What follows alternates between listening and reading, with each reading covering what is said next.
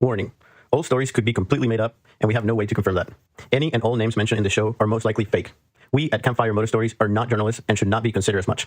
If you're offended by anything said or shown in this episode, we don't care, but we encourage you to voice your opinion so we can laugh at the fact that you can't control your emotions. This program contains full language, and I recommend no one to watch or listen to this. The views and opinions expressed in the program are those of the speaker and do not necessarily reflect the views or positions of the sponsor, any advertisers, or the sponsor's affiliates, employees, or partners. Coming to you live from the Claremont Lounge in Atlanta, Georgia, it's Campfire Moto Stories. Hey everyone, welcome to Campfire Moto Stories. I'm Anthony Bennett, and I'm thrilled to have you join us today for our live show. This YouTube show / podcast is all about sharing amazing motorcycle stories from everyday riders like you. Whether it's an epic ride, a funny mishap, or an unforgettable adventure, we want to hear it all. Today, we have some fantastic guests in the studio who we'll introduce in just a moment, where we'll dive into their riding stories. Plus, we have exciting segments lined up, including pre-recorded interviews, Billy's tech tips, spotlight a stolen bike, and stories sent in by you through the website and or phone line. At 8:30 sharp, we'll open the phone lines and give our live viewers a chance to call in and share their own motorcycle stories. Lastly, you'll get to hear an awesome story from my 5-year-old son about riding. May or may not be completely made up. But hey, 5-year-old can tell a great story, so can you. Don't forget, you can earn entries into our YZ250 giveaway by participating in the show. Check out CampfireMotoStories.com for all the official rules. And by participating in any way, shape, or form, you indicate that you've read the official rules and agree to our terms and condition. Let's get it started. Another lap around the wall, another request, another call. All I hear is need, I can't reply. I feel the strain, I fall behind, I sacrifice my precious time. All I ever get is everything that's true.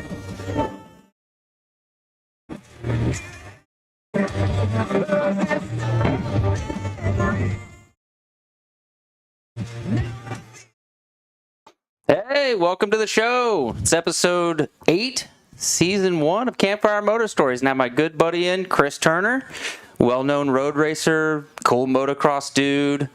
And I don't know how much you've watched the show, but I always start off with a icebreaker in case my guests are a little nervous. And so I made the mistake earlier of showing the pic that I'm going to show for this, but here's our icebreaker. So here's the day Kris Turner and I met, October 3rd, 2010, where I waxed his ass at Calhoun Motocross. What, you got anything to add to that? Don't ever let this guy beat you, ever, one time. You'll never hear the end of it. It's honestly our only time we've even raced before. Yeah. But it was really funny because I don't think you even know this. And this is because when I was gathering the stuff about your history and stuff, this is how I know one of the things we'll get into in a second. But I was working at Married to Motorsports at the time. Mm-hmm. So I came back and Skip Salinas was working there with me and was telling him, I was like, yeah, man, I was up at Calhoun this last Saturday and this one dude was just giving me the business. And I think it was probably plus 25 class, or was it open A? Probably open A. Okay, so, because, yeah, I think... I wasn't 25 then, yeah. All right. So I was like, dude, this guy's just all over my ass, and I did everything I could to block insides for it. And he's like, who was it? That. And he's like, I said, Kris Turner. He's like, oh, yeah, he's out of Chattanooga. He's a badass road racer. He's like, he's a really cool story. He was adopted and all this other stuff. So that kind of leads into the first thing I wanted to get into with you. So, yeah, like you mentioned about how you were adopted, and you believe if you weren't adopted, you would have not led down the path of motorcycle racing. So I was hoping to get into that with you. So get us back to that story of how that got you into that path. Man, it's pretty simple, man. I have the same path that any, racer at my level has, really. I started riding right at late 3 years old, almost 4. Started racing around 5, but I mean, if you look at my biological family, nobody there has any motorcycling history at all. Nothing like that. Like I don't know. I mean, I don't. I've seen them try to ride bicycles before. It's completely different, right? Yeah. And it's all in that upbringing, Like the person that I call my dad the one that adopted me, he's the one that got me into the motorcycles at a young age and just kind of took off from the very beginning. So you actually do know members or most of your biological family? Yeah. And are they out of the Chattanooga area as well? Yeah. Okay. Good bit of them. Yeah. So what led to the adoption and all that kind of stuff? If you don't want to get into it, that's understandable too. It's a deep question, for sure. Okay. Honestly, I don't even really know the whole entire story, to be just perfectly honest. But I was the third of three. And by the time I was born, the other two had already been taken somewhere else. So, by the time I came around, it's been since birth, basically. Okay. I don't remember any of it. It was all before 18 months old. I was full-time with who I ended up calling my parents, Yeah. And honestly, on my family side, on my dad's side, one of his brothers couldn't have kids, so he went into the adoption side. And it's really interesting to see the path of where they came from, the family they would have been with, and where they're at now. Exactly. And it's really cool just to see almost like the nurture versus nature kind of aspect of it. Because one of them is, he actually was a crack baby, unfortunately, and he's just killing it, doing all kinds of just amazing stuff in his life. So, and I kind of wanted to touch that just in case somehow some kid this got to him and he was going through the same path, to lift him up and Absolutely. know that, and listen to your story to be inspired that hey, no matter what your past, you can always also push through it, kind of stuff. I've never seen it as a bad thing. Yeah. Never seen it. I've always seen it as what ended up giving me opportunities in life. Yeah. No, that's cool to hear. So you mentioned about starting at motocross at 3 years old, so that was something that I wanted to touch base on next. What bike did you start with? So I had a little Suzuki 50 four-wheeler, one of those orange ones with the gold rims that everybody had. That's what I started out on. I was 3, and it got stolen. And then right before my 4th birthday, ended up with a little Suzuki JR50. Okay. Yep. Yeah, so one of the, what was it, LT50, if it was a Suzuki then, right? Yeah, that sounds right. Yeah. Actually, I think that's the same motor even as the JR50. So I guess motor-wise, it would have felt the same to you kind of thing. Yeah, I actually, if I had to guess, I would have said PW50, because that's almost where everybody... That's what everyone else went. Yep. Yeah. I remember one time when I can't remember, had been 2nd grade or whatever, I think my dad got a JR80 in on trade, and I was like, let me ride that thing, and just totally destroyed myself. So I've always, for whatever reason, the JRs to me, I'm like, F those bikes. No, I still have my first bike. I still got my JR50. No way. Yeah, it's over at my dad's. I don't know if you noticed the P-Dub that's in my garage downstairs, right? Yeah, I did, yeah. So the minute that we found out my wife was pregnant with our son, I just put a notice in for PW50s on Facebook Marketplace to notify me. And I was just looking for the deal, the best one, right? And a year and a half later, he's about 9 months old. She's actually studying for her master's degree upstairs, had an online class at night. And I was like, I found a deal. I'm going to get it right now. And she's like, I'm fucking doing schoolwork. I was like, I don't care. I'm going to get it. It was like a $900 2017 Cherry. Oh, yeah, there you go. I wanted that because no matter what, I plan to keep it. But I wasn't going to sink $2,000 into a bike that I'm going to keep forever. So the $900 one. So that's really awesome to hear that you still have that bike. Actually, one of my buddies, A3, just recently got his original PW back. Nice. His parents sold it to some neighbor for their kid. They had it for a while and shoved it in the corner of their barn, and he just got it back for free. So that's one of those super cool things that you can get back as a kid. There's a few bikes that I want back. Yes. Yeah. I can think of quite a few too. Yeah. And there's a lot of them that you don't want back, and you're glad they're gone. Yeah. Maybe a Triumph? We'll get to that later. I didn't say it. All right. So share me some stories from back in the 65 days. Is this SEMRA and WERA? Oh, that would be after. Okay, so no. So 65 days first. What is the other one I tried to say? SEMRA? SEMRA, yeah. All right, so that's road racing. That's when I started road racing, okay. So let's hit on the 65. Okay. I bunched it together. That's kind of where I hit my stride. Back in early 2000s, when the 65s first came out, there were...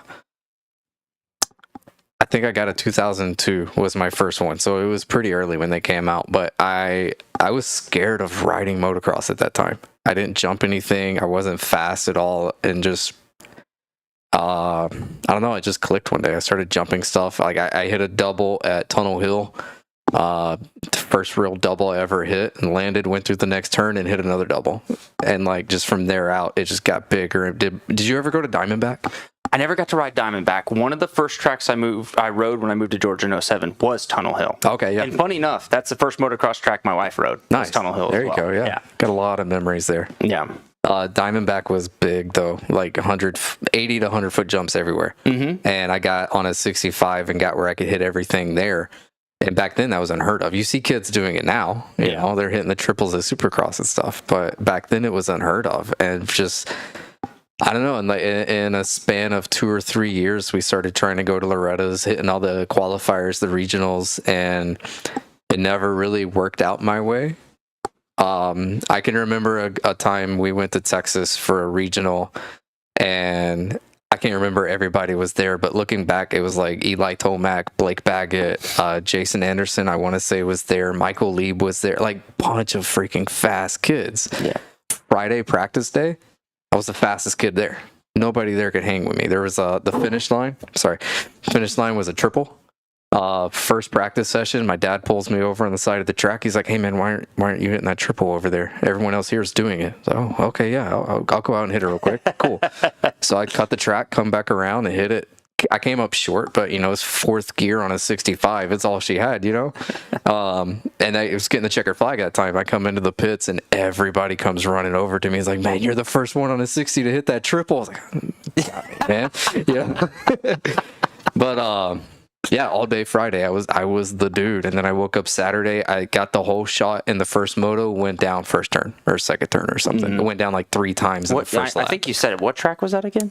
I was in Texarkana. I don't remember what the track was, but yeah, it was in Texarkana, Texas. But like for me, looking back, I think that was kind of the end of my motocross career. Like coming short on that, or first just turn that fall, just that whole weekend, like I showed up Friday thinking, okay, this is it. We're going to make it happen. And then it came up so short on Saturday.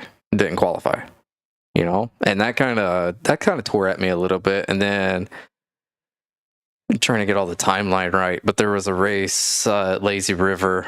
I got knocked out on the start on Saturday. And then turned around on Sunday and got knocked out again. I landed on a kid. Yeah. And I think that was really like, my dad at that point was like, okay, this is enough, Well, if you're on 65s, how old would you have been at that time? 10? It would have been 04. I was 11, 12 years old. I didn't realize you were that much younger than me. Yeah. I graduated in 04. Oh, man. I graduated in 10. Yeah. Wait. So that's why you guys were gray up. Oh, yeah. Well, the kids. Yeah. Oh, yeah. I know that one. Actually, yeah. I know that one. Too. You got more than me. No, that's funny if you think about it then. So you were a senior when we first raced together. Yeah. That was 2010 then. Yep. That's funny. Damn. Yep.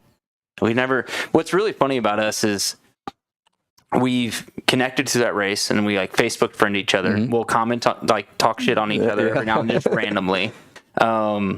And other than the Sorks race, actually the Sorks race where I blew my knee out last year, I forget what I said. I think I asked for a massage before the race or made some comment to you about that. And you were like, come by the trailer. Yeah. So I literally rode by on my e-bike because I saw you pass me and was like, hey, I'm here for that massage. And you're like, what's up, dude? So that's like one of the, besides today, one of the first like actual interactions that we've had other than like social media. So it's kind of weird where people will bash on social media and stuff, but we've had a friendship because of that, with actually being able to hang out with each other. So even when you walked in the driveway today, when you got here, it was almost like old friends getting to hang out again. The first thing I did was go behind your garage and pee. And I offered you tweezers in case you needed them. Yeah. All right. So I think there were some other moto stories, like memorable moments that you wanted to talk about though, before we switch subjects and get into the road racing stuff. So you want to touch kind of on like Matt Shue and Stewart and Pastrana and stuff? I have a lot of stories from when I was a kid. Like, I mean, I think I told you, I'm just an avid fan of racing in general. Yep. And like the things that stuck out to me was I saw James Stewart at Lazy River. He was 15, 16, right before he turned pro. Like doing stuff on an old KX 125 that people wouldn't do today on a 450. Oh yeah. Or watching Pastrana at Kilpatrick on the 125 right before he went pro, and he's doing hill clickers over every jump because he's a lap and a half ahead of everybody, you know? Yeah, I mean, Matt Shue, that was cool. I was sitting on the gate at CMX, and this was... Chattanooga Motocross. Yeah, Chattanooga Motocross, yeah, way back in the day. Whack when it went up on the side of the hill, it came down, it made a 90 left, a 180 right, and then a 90 left. And he was jumping from berm to berm, cutting the whole section off. But, like, he's so high up. That doesn't sound like Matt Shue at all. Right? What are you talking about? Yeah. I mean, he's so high up in the air. He's, like, even with the power lines, you know, and, like, being a little kid on a 60 sitting on the gate, I always thought that was real cool. Actually, years later, it would have been, I think, 2016, 17, somewhere around that time. I went to Chad Ward's place, his supercross track over there when he had the Atlanta replica. All right. You know? Yeah. I've got a funny thing I want to touch on that too, because before you get into that story, so that was right before the Atlanta Supercross Amateur Day thing. Is that why you went there too? That's why I went. And they built the replica one. So my buddy Brandon Thompson, Matt Shue, and I, well, Brandon and I took off work. Matt, I don't think needed to. No. But we took off work on like a Wednesday, went out to Ward's place. It was a soup. Like the front straightaway was just absolutely mud. Yeah. And we went out there and rode it. And whoever built it, I don't know if, hopefully they don't listen to this, or I don't know who did it, but scaling was way off. It was so off. And even Shue, who's raced many supercrosses, what did he get? 6th place at 2000? He podiumed somewhere, didn't he? I think Daytona at some time, or Atlanta. I don't remember. Maybe. Actually, I'm gonna have him on soon, so I'm gonna figure Google that it later. But so he went there with us and was like, I don't know. So we tried a few of the jumps, and we were like, this is sketchy. So, and he jumped the finish line, which was a massive finish line. He tried going through the whoops. Like, dude, we felt like little girls. And it made us feel a little bit better that he was like, no, something's off with this, right? So, a week later or whatever, maybe even a few days later, I see on your social media a video of your ass jumping a jump that Shue wouldn't do and break your collarbone. And I was like, that's fucking idiot. So it's I forgot to write that down, but I wanted to touch base on that one. Yeah, so I went. So walk me through that day. I actually went to the track with Cameron Stone, who had also done a lot of supercrosses at that point. And a good buddy of mine, Matt Harvey, was there too. But yeah, I don't know. You like go through that right-hander, and there's a roller, and everybody else was like rolling the roller, and then rolling that first single, and then doubling. And then I think there was like the rhythm they were doing, it put you where you were singling into that triple, right? So I figured out if you wheelie over that roller and just stomp the pegs and hit that first double off that first single, it's double, double, double straight into the triple. It's smoother. It's easier to hit the triple that way, right? Yeah. Until it wasn't, you know.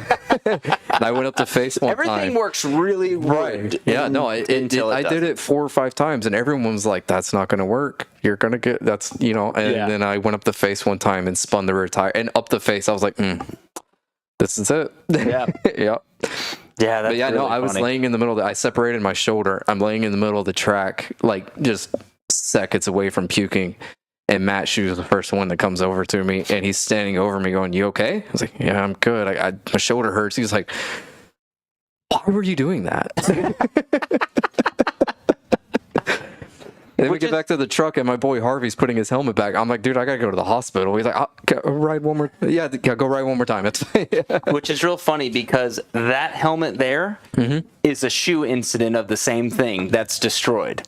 Because there was I don't think I've told the story on this. Maybe I did, but at Highland Park there was a set of whoops, 5 of them in a row. Was this when he built the track? Yes, that makes it better. And there was a little bit of lip, I think, on the left side, and I like going through the whoops were like really rockering, and it just wasn't comfy. And I was like, "Shue, can I just jump all 5 of them?" And he's like, "Yeah, I've done it.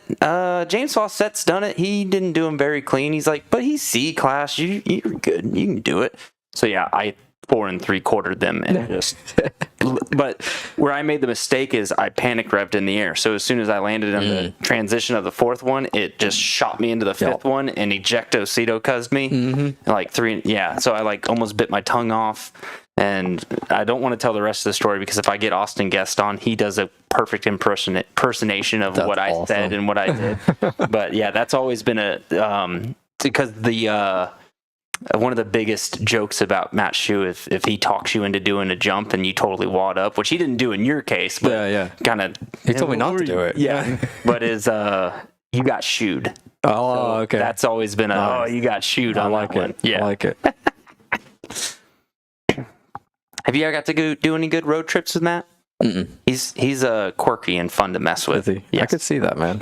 I got talked to him quite a bit when I was a kid, but it's a different, you're a kid. It's different, What's funny is I remember he was one of the first like ex-pro guys when I first moved up. I was like, that's Matt Shue. And I got to be like buddies with him. I was like, this is so cool. Oh man, I grew up watching hope he him doesn't listen to this. and Chris Swaney and Tony Graham, all those guys just throwing down every I didn't Saturday. realize, It seems so like Chris Swaney was on that same kind of level? he was fast, man. Okay, He because was real fast. that makes me feel a little bit better because almost every single vet race I've done where he's at, he waxes my ass. I don't know And I'm that like, he was. who is this? I don't know that he was Matt Shue level, but he did some Supercross stuff and yeah. I mean, if you're qualifying Saturday for night Supercross, you're a races, bad they're dude. right there. Yeah, Yeah, good stuff. that's funny. Yeah, I've always kind of wondered like his background. I never looked into it, but I was always like, this dude can freaking roll. No, actually, when I was a kid, I'd go to his house. There was a period I'd go to his house every Wednesday night. He had tracks there and stuff, and he was like the dude training me at one point. He was telling me all the same stuff my dad was telling me, but Well, you're I would listen to him. Yeah, Right, yeah. Yeah, that's honestly like we should for kids for riding. We should switch who's telling kids what since we're be cheaper. close to the same age. All right, so what's one of the next things we got into? So you talked about the Stewart and Pastrana thing. I think the next ones gets more into the road racing side of things. But why don't we go into some fun stuff of some pictures we have? Oh, boy, that okay. We've got. We set up some pictures to tell some stories about some things. So which one we want to get into first? So this was a funny picture. I was like, hey, what's this one about? And I was like, hey, tell me about this thing. And you said, oh, I got a funny one for it. All right, so explain who this is, what happened here. That's my boy Poe, man. His name's Brad. We call him Poe. He was like 13 years old, and I told him he looked like a panda. And then like 6 months later, Kung Fu Panda came out. So he's been labeled Poe ever since. But no, he was my dude. I would just, every time I'd go to a Saturday night motocross track or whatever, I would just take him with me to kind of help out, hang out with me, This was at CMX one night. This was like, I went out for practice. This is very early into the evening. He opened up the passenger door, the box fan, you can see it in the background, and a flip-flop, something, a shoe of some sort fell out. He reached down to get it, and the door swung back closed, and whenever he stood up, he hit his head on the bottom of that chrome metal mirror. Oh, yeah. Sliced the top of his head open. He ended up going to the hospital getting a bunch of staples in, but you can see in that picture he was bleeding so much that they kicked him out of the ambulance, right? So whenever he did that, hold on, they can kick you out of the ambulance because you're bleeding too they were much? like, get out of here, we're gonna have to clean that up. They made him get out of the ambulance so he could bleed on the ground. But I'm in the seems counterproductive. I'm in the back of the box fan trying to get ready to go out for practice when this happens. He comes around, I mean, the whole side of his face covered in blood, the whole chest and everything, and he looks at me, he's like, am I bleeding? And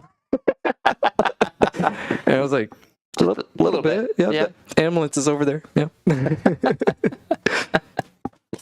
My buddy Joe is supposed to come by and pick some stuff up later. I have a very similar story to that, and I hope that he pops in because we're going to reference this kind of thing. Because I don't think we touched on it for when he came into the studio. All right, so what's another good one we'll get into? Well, let's start into the road racing stuff. So at 13, switched to road racing. Tell me how that kind of came about. Who got you into it? What made you want to go down that path? It's funny how close it was that I never even went road racing to begin with. After a couple concussions, bunch of injuries and stuff, we kind of decided to go a different path, and I was actually real close into getting into go-kart racing. And we were at a somewhat local go-kart race, just kind of walking around, checking it out, looking at different carts that were for sale and stuff. And my dad kind of mentioned, hey, I found this thing called SEMRA where we can take your YZ85 that I had at the time and put 17s on it, put slicks on it, and go race on go-kart tracks, like sprint tracks, you know? He was like, you think give that a shot instead of the go-karts? I was like, we can try that out for a year and see where it goes, you know? And then, you know, a year. yeah. That year, the first race I did, I got lapped. And then the last race I did, I wrapped up the GP85 championship. Like, no shit. It all moved that quick. Yeah, the second race, I was like half a lap behind. And third race, I was like right there on them. Like, it all just clicked really fast. Kind of like you felt like when you first hit the first double, Yeah, and then everything else clicked same after thing. that. Yeah. It's really interesting. You've probably seen this with your kids too, how you'll see they're almost on that verge of something clicking, and it's really cool and rewarding to get to see it when it finally... You see them overcome that mental obstacle. Yes. Yeah. And I've got to see it a lot recently with him riding more of a dirt bike kind of thing. He's getting to that age, yeah. Yeah, but I mean, even just from you'll see him with whatever it is kind of coming up where you're like, he's almost got it, almost there, you know, or just needs a little push. Yeah. But there's that fine line of pushing too much, too. Right, yeah. It's like my oldest one, he's 10. He's got a TTR 110. A year ago, he would barely ride it. He was terrified of it. Now he scares me. Because he's going faster than what his experience is good for. Yeah. You know, his form's a little bit off here and there. He's a, you know, but like he's pushing it now. Yeah, it's fun. No, it's funny you said that. That just triggered memory a few weeks ago with my kid riding, and with me, I'm fine because I honestly, he's pushing what he can do, but I want him to crash to learn that boundary. Right. Yeah. And my wife's more like, try to pull him back so he doesn't do it. And I'm more like, no, let him do it so that he'll. It's better to know where that edge is. Yeah, where the edge is, exactly. Because you have to have respect for it. You know what? I actually jumped around too much because I said we're going to get into pictures and we just did the one. I got a few more funny ones that I want to hit on. Let's do it. All right, we're going to jump back to the road racing a little bit. ADD kicked in and I went into the next one. So I wanted to talk about this one here. All right, so this one is pretty funny. What track is this and who are you with? That is at Battle Creek MX. That track doesn't exist anymore. I think it might. It's on the Georgia side, I believe. It's right outside Chattanooga, though. That is Cameron Stone on the front, and me on the back. All right, and if I'm looking at the picture correctly, whoever's you're on the back, right? Yeah. Whoever's on the back is feet on the pegs, and they're doing the no-hander, and whoever's in the front is hands on the bars doing the no-footer, right? Yeah, that was his idea. Okay. Yeah. So I saw this picture, and I got jealous. Yeah. I'm not gonna lie. My buddy Josh, I showed him this picture, and I was like, "Hey, man, we need to do this picture." Yeah. And it took me a little bit because I couldn't figure out. It looked like the person on the back is doing both no hands and no footer. That's what we're going for. So it took us, and I said, no, dude, I think they're doing it the way that I just said. So this is he and I at Monster Mountain attempting to do the same thing. Now, there was other pictures. This was the only one, unfortunately, I could find, but it was a much smaller double trying to attempt to do it. So I just wanted to let you know that at one point you inspired me to try to do the same, to duplicate that picture that you had done. So, dude, me and Stone, I don't know if you can see in that picture, but we're actually wearing leathers. All right, I'm wearing my M4 Suzuki leathers in that picture. I was gonna say it looked like. Yeah, you can see it there. Change the camera so the people can watch. You can see the Barrick logo on my butt there, the tramp stamp. Yeah. But he's actually wearing Moto. Well, you're wearing Moto boots. I'm wearing Moto boots because I don't like broke ankles. But he's wearing my dad's leathers. So if you go to my Facebook, there's pictures of us. We got this wild hair, and I was like, I wonder if we can like get into a rut and drag our knee. And I was like, we're gonna do it. We got to get pictures, and we should put leathers on. Go all out. on it. So there's a picture of both of us. We're not together, but like both of us on the went through and took a picture. Yeah, it's pretty cool. But yeah, that same day he was like, we got an incoming call. Let's see who we got here. Hey, you're on with Campfire Moto Stories. Who do we got? Hello? Uh-oh. Did you hang up on him? No. But I had this problem the very first time that I used this system, and I thought I fixed it. I hope that's not the case and happening right now. Let's see if hello? Can you hear me? Go ahead, caller. No, that doesn't fix it. Okay, this is ridiculous. Ever since I changed this board, it like jacked up on me. But I can do this because I saw the phone number. Sorry. I'm new. I don't know what to do. This is my 8th show ever. I'm doing okay. All right, we got Bluetooth connected. Here we go with this. Hang on. While he's busy, I just want to point out the really good extension that Stone got with his legs there. That's never paid attention to him, but that's a pretty solid no-footer. All right, we should be connected now. I'm going to dial the number that it showed called up. If I can find it. All right.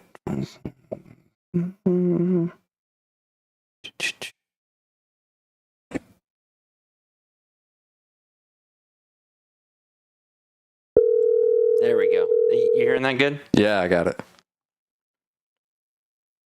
You should get Cameron to call in. It sounds like he's got some good stories with you and him. Yeah, we got some good ones.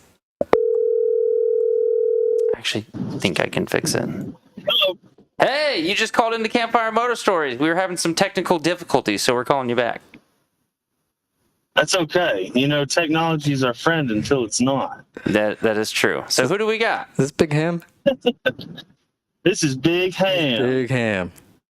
So is this Big Ham that likes to eat Taco Bell to try to win, Yeah. make good on a bet? Yeah. Heard a little bit of something about that. Yeah, while we were Big eating Ham. Mexican. Big Ham failed at that one, but it's okay. I survived through 12 tacos. All right, so explain to the people what was the bet, what was the deal for that? Okay, so, well, it started out with hot sauce. Okay, we can't miss hot sauce part because it started out with flatline hot sauce, which is it's the hottest hot sauce in the world. 7 million on the Scoville.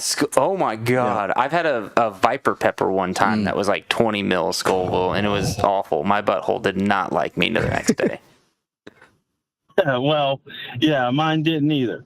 But the thing is, so we started out with hot sauce, and then we went to the volcano rice. I couldn't make it through that.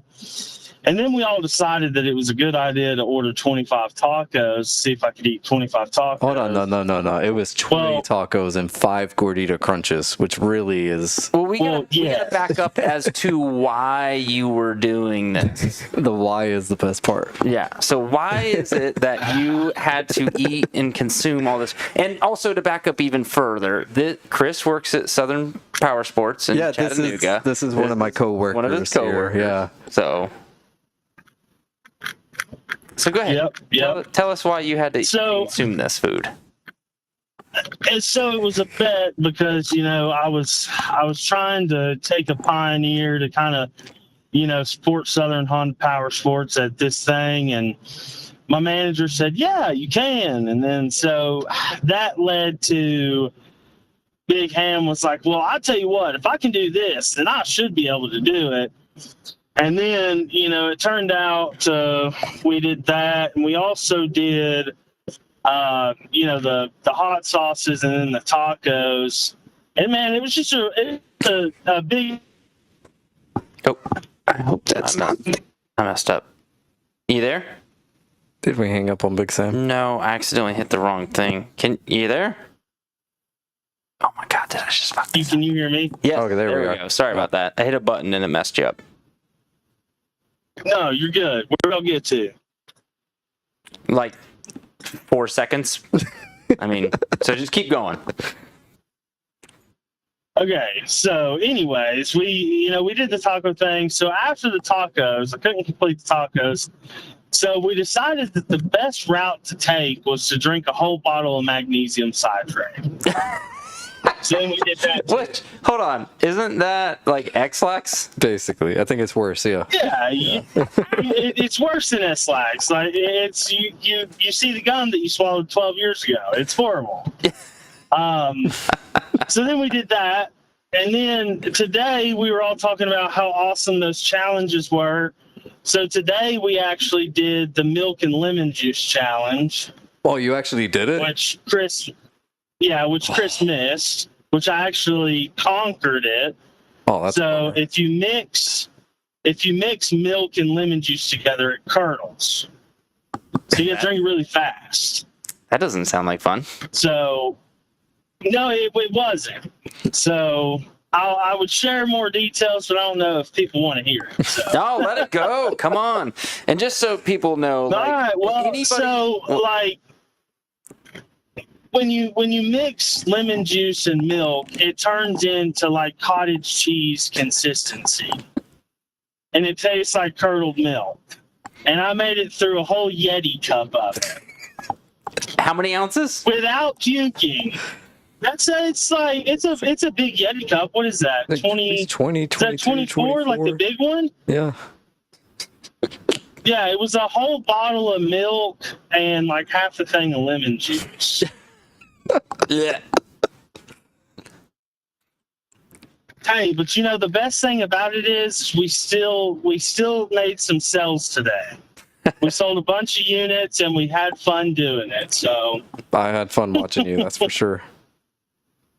No, that's kind of one of the things we were going to touch on a little bit later, but Chris and I were talking about, because I grew up with my dad owning a Honda shop when I was really young, like 2nd grade to 8th grade, and just like the family vibe that I feel a lot of shops are kind of missing, and he was really hammering on like, that is really what Southern Power Sports is, more the feel and the vibe that it gets. And he started telling me about some of the stuff that you guys were doing, and I'm like, that's exactly what we would do at the shops. Like, you would challenge somebody to this, or you'd talk shit to them about a pit bike race, and then the next thing you know, there's a pit bike race in the parking lot against employees whenever you get free time. But then, you know, somebody walks in the door and it's back to real business, getting stuff done, making it happen. But it was just really cool to hear that there's still shops out there that are alive and well, and they're doing those kind of things. So that's funny to hear you calling and tell all that. Well, that's pretty much the point, man. To be honest with you, I mean, Chris can agree to this or disagree. Hopefully he agrees. But, you know, the thing is, not only is Southern Honda like a big family. I mean, sometimes we're, you know, the dysfunctional family, but you know, we get by. We all love each other. But you know, the biggest thing is what I found out, and I've been there for a year now. I was in mortgages for like 8 years prior. I'm sorry. But anyway, so I've been in at Southern for a year. And, you know, the thing is, like with clients or customers, rather, it's like everybody's family. Yeah. It's just like a whole family experience. So it's pretty good, man. It's pretty good. Well, I'm glad to hear you calling and say that. You guys get some more of those funny stories going on in the bets and stuff. Get them filmed and send them in. I'll play them on the show. Let's do it. I'm all down for that. Heck yeah. You know Big Ham's in.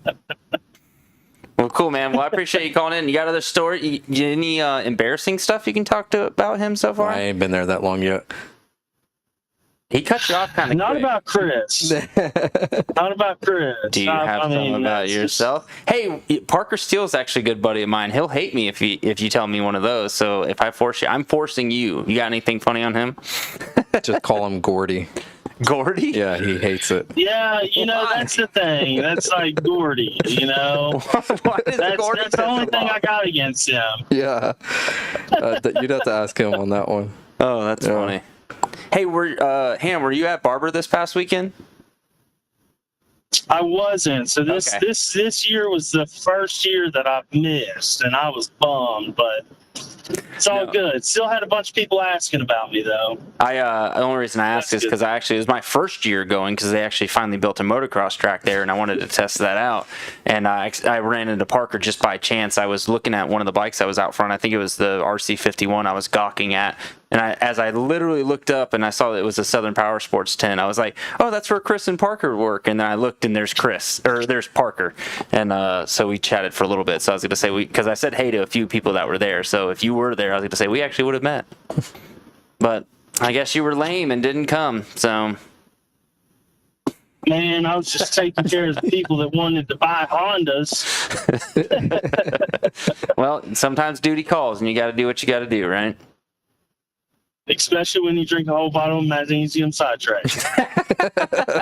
Now, what would have been really funny is if that you were right in the middle of almost closing a big sale, and then the bottom came knocking. Didn't you get into some volcano rice unknowingly while talking to a customer? Wait. Yes. Oh, wait, Yeah. hold on. Yeah. How do you unknowingly get into volcano rice while talking to a customer? Because I was in sales, and you don't eat while talking to a customer. You do with your big hand. No, you don't. You don't. But, the thing is, I was actually sitting at my desk today, and there was some of that flatline sauce that had made it into my lunch today. And I took a bite of it. And when I took a bite of it, I had someone show up at my desk at that point in time. So I shut the box, not thinking of it, pushed it to the side, and they looked at me and they were like, "Hey man, we just want to look at this bike." And I was like, "I'm on fire." And they were like, "What?" And I was like, "I need water." And yeah, that's how that went. But they were cool. They actually bought a four-wheeler from me, and they laughed the whole time. As much as y'all are laughing right now. They thought it was the most funniest thing ever. And I was like, you know what? That's great with me. That's awesome. That was going to be my next question. Is it doesn't matter if that happened as long as you close the sale. That's it. So. Yeah. ABC, always be closing. Yep. I don't want to bring back my memories of sales training and all that stuff, so we'll just end that there. I blocked that portion out of my mind. Well, cool. All right, Ham. Thanks for calling, or Big Ham, right? Big Ham. I don't just want to call you Ham. Yeah, Big Big Ham. Yo, first class with Sam and Glass right there. Well, cool. Yeah, Thanks for there you calling in, go. bud. Do you See think you, of buddy. anything else to All right, harass thank you. them on? Hit us up. All right, sounds good. All We'll right. see y'all later. See you. It's the dude right there, man. He's a really good salesman. It sounds like it. Yeah, really good. All right, so here's some sales. See what sales training you've got through you. Then Oh boy. what's the definition of a sale? Close.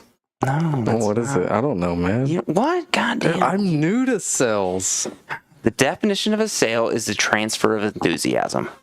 Yeah. Okay. Yeah. Yeah. By dictionary definition, Really? that is exactly what I the didn't know definition that. of a Yeah. sale is. No, Yeah. I see Because that though. if you have a That's a big part sales of guy it. who's just like, yeah, there's this Honda right here. It's gonna do this for you. It's gonna do it. Like you've got to. Yeah, you It's got to the same thing make when the you're trying to customer excited. con yeah. your kids into doing something you want. You know, you got to Yeah. be up and just enthusiasm. You got to transfer that enthusiasm into them. So you'll get there. Yeah. I'll give you some good books on it. Okay.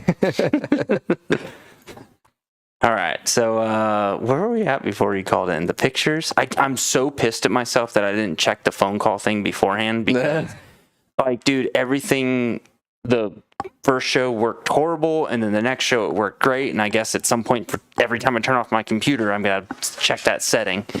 So I think that's the most picture things we got here. But I also, you were brought to me by...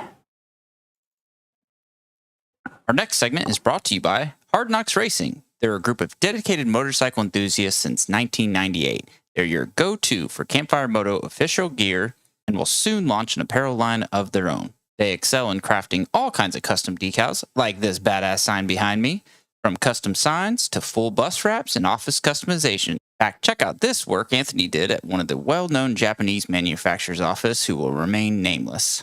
They also crafted awards for prestigious events such as the Perry Mountain 24-hour race, Mill Creek Spring Classic, Seika Hair Scramble Series, and many more for local racetracks in the Southeast. Check out hardknocksracing.com or give Anthony D'Amico a call at 404-717-2480. All right, we're back. I just figured that'd be a good segue and to pay some quick bills real quick. So, all right, let's get back into, we got those things going on. We were actually, before we were supposed to get into road racing, supposed to touch on inner ear. Oh, yeah. So that was a big part of it. Like I said, at Lazy I'm going to pull up River. the pictures while you're... Yeah. So it's on you right now, so you just keep doing your thing. Yeah, I'll find those pictures. at Lazy River, I got the back-to-back concussions, and I got a few more when I was a kid. And then later on in my life, this was actually whenever I was living in Florida, I found a neurologist down there. I ended up spending basically an entire week with this neurologist, kind of going through some different issues that I was having, and some he ran me through a bunch of tests and put me through some, I guess you'd call it treatments. Like this picture here, I'm in a hyperbaric chamber. I would get in that for an hour every day. That's the inside of it. That picture, I'm doing some eye tracking stuff. One of the things I learned in this test is that whenever my eyes move around, they jump a little bit, or like kind of doing this. And that has to do with some neurological So I damage. didn't have the camera on you, so show again. Yeah, so like as I'm looking, as my eyes are moving up and down, they're kind of like bouncing up and down or side to side. They kind of bounce a little bit. So is that kind of what it's on there? There's a camera looking at you while there's a screen that you're looking, it's almost like VR close up on your eyeballs, and you can actually see your eyeballs moving. It's crazy. Yeah. But apparently it's pretty common, just any sort of like neurological damage, you get into those eye muscles. So with the neurological damage, what that was brought on because of the concussions and stuff? Yes. Okay. So this is something we kind of touched on right before the beginning of the show, because we were talking about just the data, the research that's out there, and it's really good. And you told me how you went into a big rabbit hole of reading and research and all these kind of things. And you said something about an MIT class? I did an online course. I found a website where you can take online courses to different schools without getting the credit for it. So you can do all of the material and all of like the testing and stuff and not have to pay for it, but you don't get a grade for it. And I did one, I want to say it was MIT.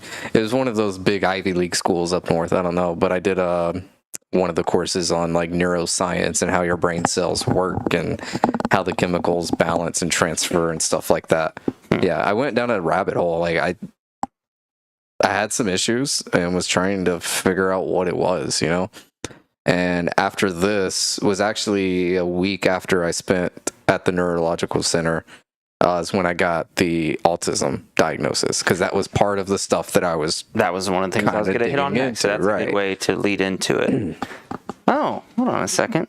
Let's we got another caller here that I think you're going to really like, but I got to turn back on the Bluetooth and make sure it's connected in, which is unfortunate timing that he's calling, because I really wanted to make sure that we got through that thing all the way together. So hey, can you hear us? Hello. You messed it up again. I did. I think I can do this from my phone though, so it'll work out just fine. Here's the recent.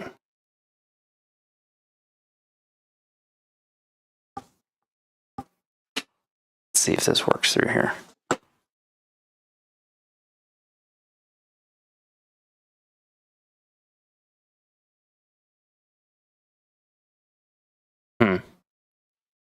All right.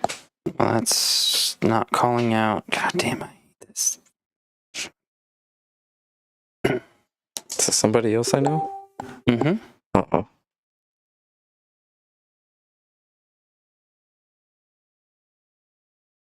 And I think this is going to be a real good one.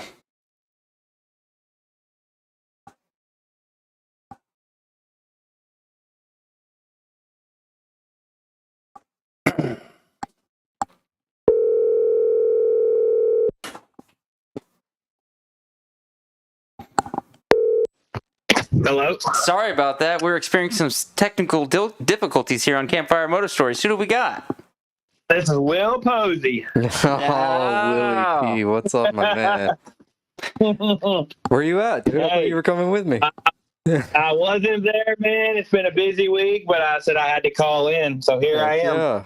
Heck yeah. Dude, me and Willie go back long time. Way back to the Tunnel Hill days. It's kind of funny. Like, he's always a dude who I've known because he's badass on a dirt bike. Oh, and, but I never got a chance to actually sit down, meet him or anything. So, but yeah, thanks for calling in, dude. I messaged him earlier. Kris said he didn't want to say on air with things going on why I messaged you. So we're not going to talk about that, Will. But he said the picture is out there and he knows who has it, but he's not going to tell me who has it because he doesn't. He knew I would blast him on the air with it. It'll end up on the interwebs again. Yeah, I didn't even know anything about it until you messaged me, and I thought it was hilarious. Yeah. But no, I'll call in and just talk about. He kind of already hill days, man, and I can remember the good old RM65 days, man. And your dad showing up in overalls, man. I remember it like it was yesterday. Oh, is he in a bad signal spot? Can you hear me? Yeah, you dropped a little bit there. Okay. Did you hear what I said, or do I need to repeat it? Your dad in overalls is the last thing we caught. Yeah, no, I was talking about Chris's dad. He used to show up in overalls, and I remember the RM65 that he used to ride back in the day, man. Tunnel Hill days. Were you there whenever he was shooting me with the paintball gun? No, I mean, I'm sure I was, but I don't remember. All right, so why don't you get into the paintball gun story then? Still gets around, man. So we had just gotten some paintball guns it was my Christmas present, and we ended up at Tunnel Hill, and he told me, he's like, you come through this turn slow enough, I'm going to start shooting you. It got to a point where I was going through the turn wide open, and he's still just lighting me up as I come through. I was like, wait a second. So it wasn't a matter if you were going slow enough. He just wanted to shoot you with a paintball. There was one of the parents went up to Daryl, the dude that owned the track at the time. He's like, there's a guy over there shooting his kid with a paintball gun. He's like, it's just Danny. He's fine. So Will, while he was there in the overalls, did he tell me he didn't have a shirt underneath them? If I remember correctly, and Chris can back me on this, I think he always wore like a white shirt underneath, right? No, that's not white trashy enough. Well, sometimes he had a cutoff on. Sometimes he had a cutoff tee on. All right. Yep, he sure did. But that fits the part. We also showed up in a station wagon, so... With the bike in the back. I remember that too. Yeah, with the wood panel from National Lampoon's. Dark blue with the wood grain on the side. Yep. That's awesome. Yep. It had a 455 stroker in it and would pick the front wheels up off the ground. Nice. It was sick. The good old days, man. The good old days. Man. Wow.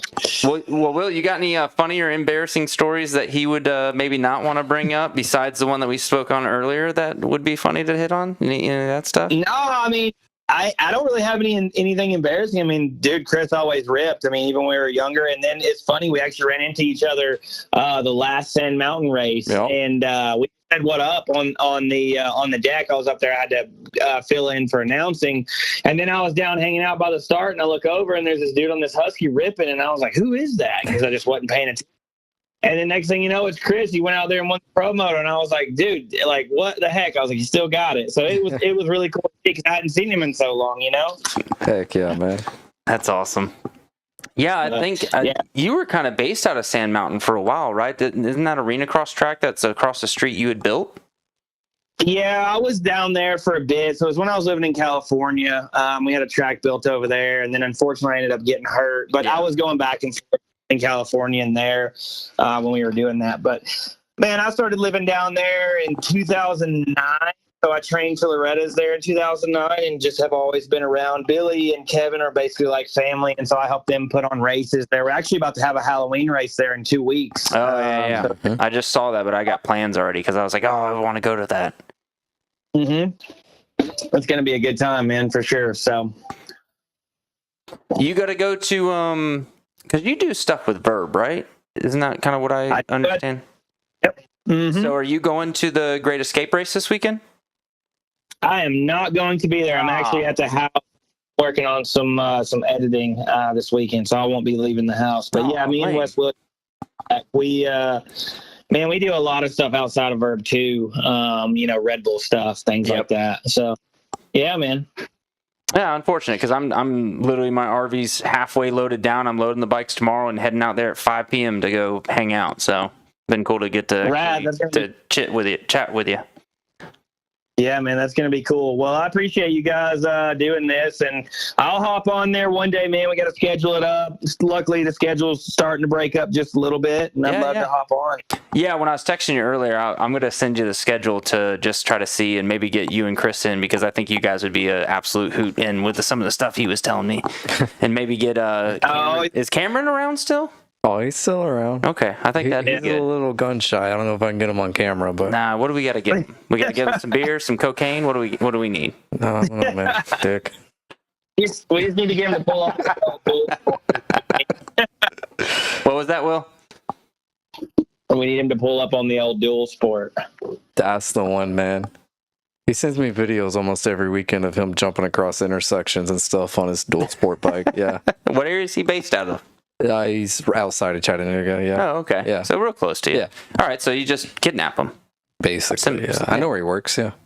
I will. That would be actually really funny to just video kidnapping him, bringing him into a show. Let's do it. Let's hope he doesn't hear about this, and we will do it. Oh, he's not listening. Yeah. So we'll figure out your schedule, and then we're gonna make sure he's there, and then we're gonna kidnap his ass. It's gonna be like on old school. Yeah. Oh, we can't do that. TLD just did a thing like that. We'll come up with something similar.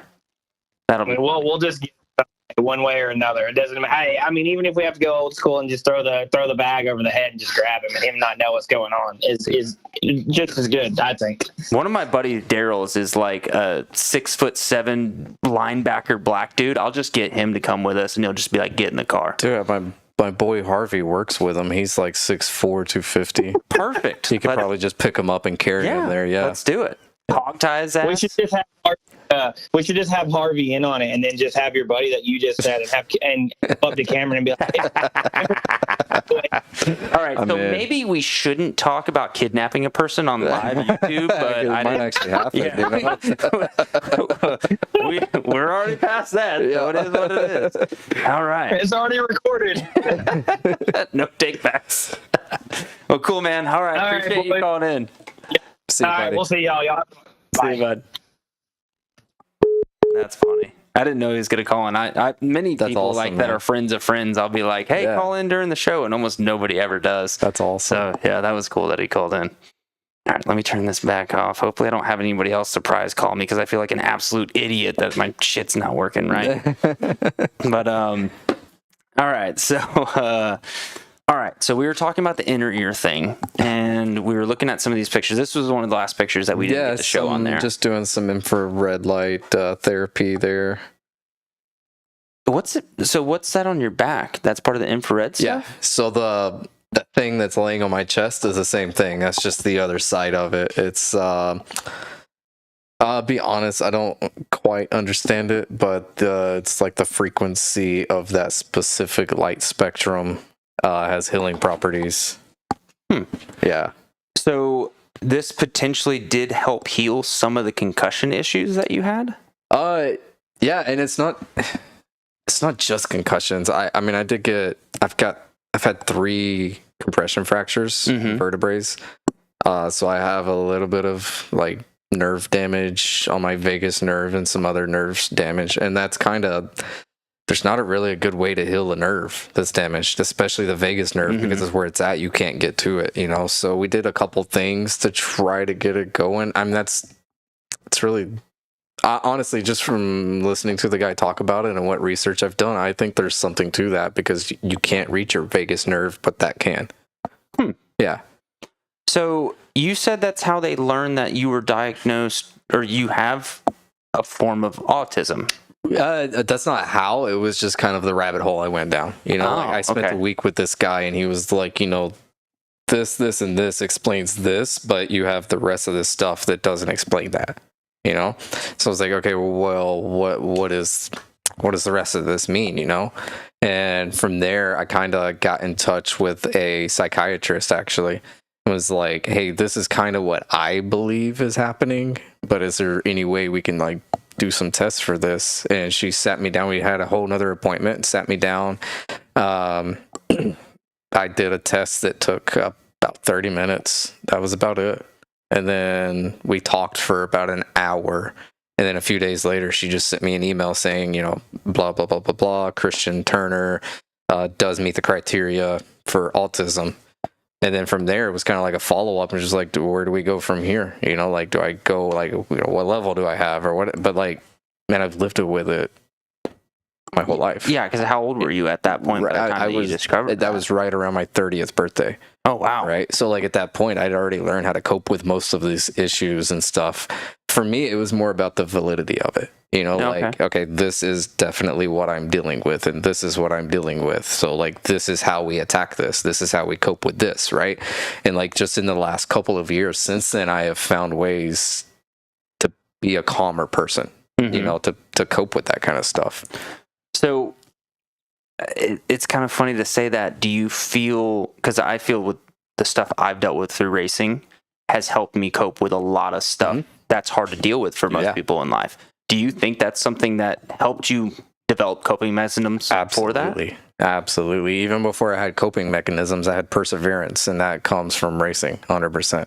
Yeah, that's pretty interesting to hear, because I've always felt that about a lot of stuff. And I feel if you get to a certain level at any form of racing or anything that's really almost kind of like life-threatening that you're pushing your limits to, you develop a lot of those things that help you a lot in life. Yeah.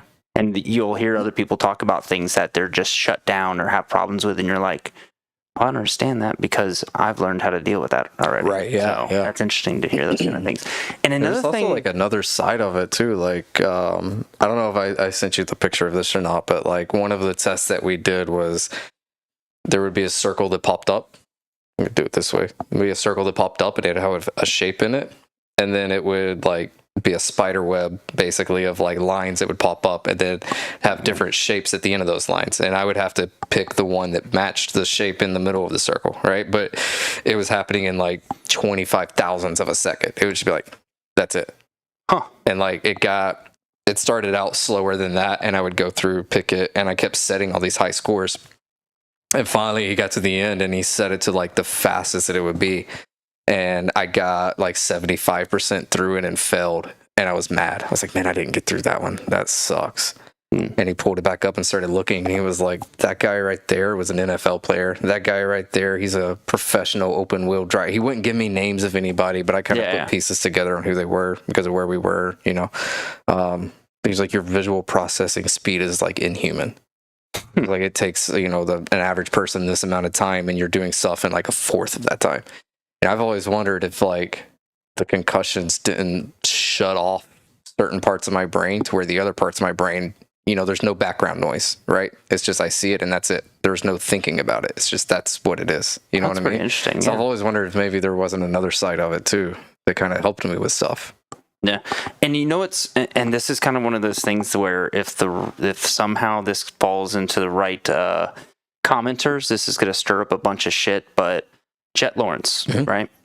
His middle brother, Hunter, his middle brother, and I forget his name, and then Jet. The middle brother has autism, and everybody sees how amazing Jet is, and Hunter, right? I'm not like very genetic. I wouldn't be surprised if they have a form of that that makes them so amazing, because just people hear autism and they think that it's just somebody who can't function in life. There's a stereotype there. Yes. But there's the thing, we all learn it too, but it's a spectrum. Yeah. It's not one thing. I truly, ever since I've really seen the amazing athlete that him and his brother are, I'm like, and as soon as I heard on Whiskey Throttle Show that they had a middle brother with autism, like everything clicked, and I was like, they have a form of it as well. I fully believe. I do too. They are amazing because of that. I think that's the next evolution for us. Oh, you don't want to go down that road with me, buddy. I kind of want to now. We don't have. We're gonna lose track on every.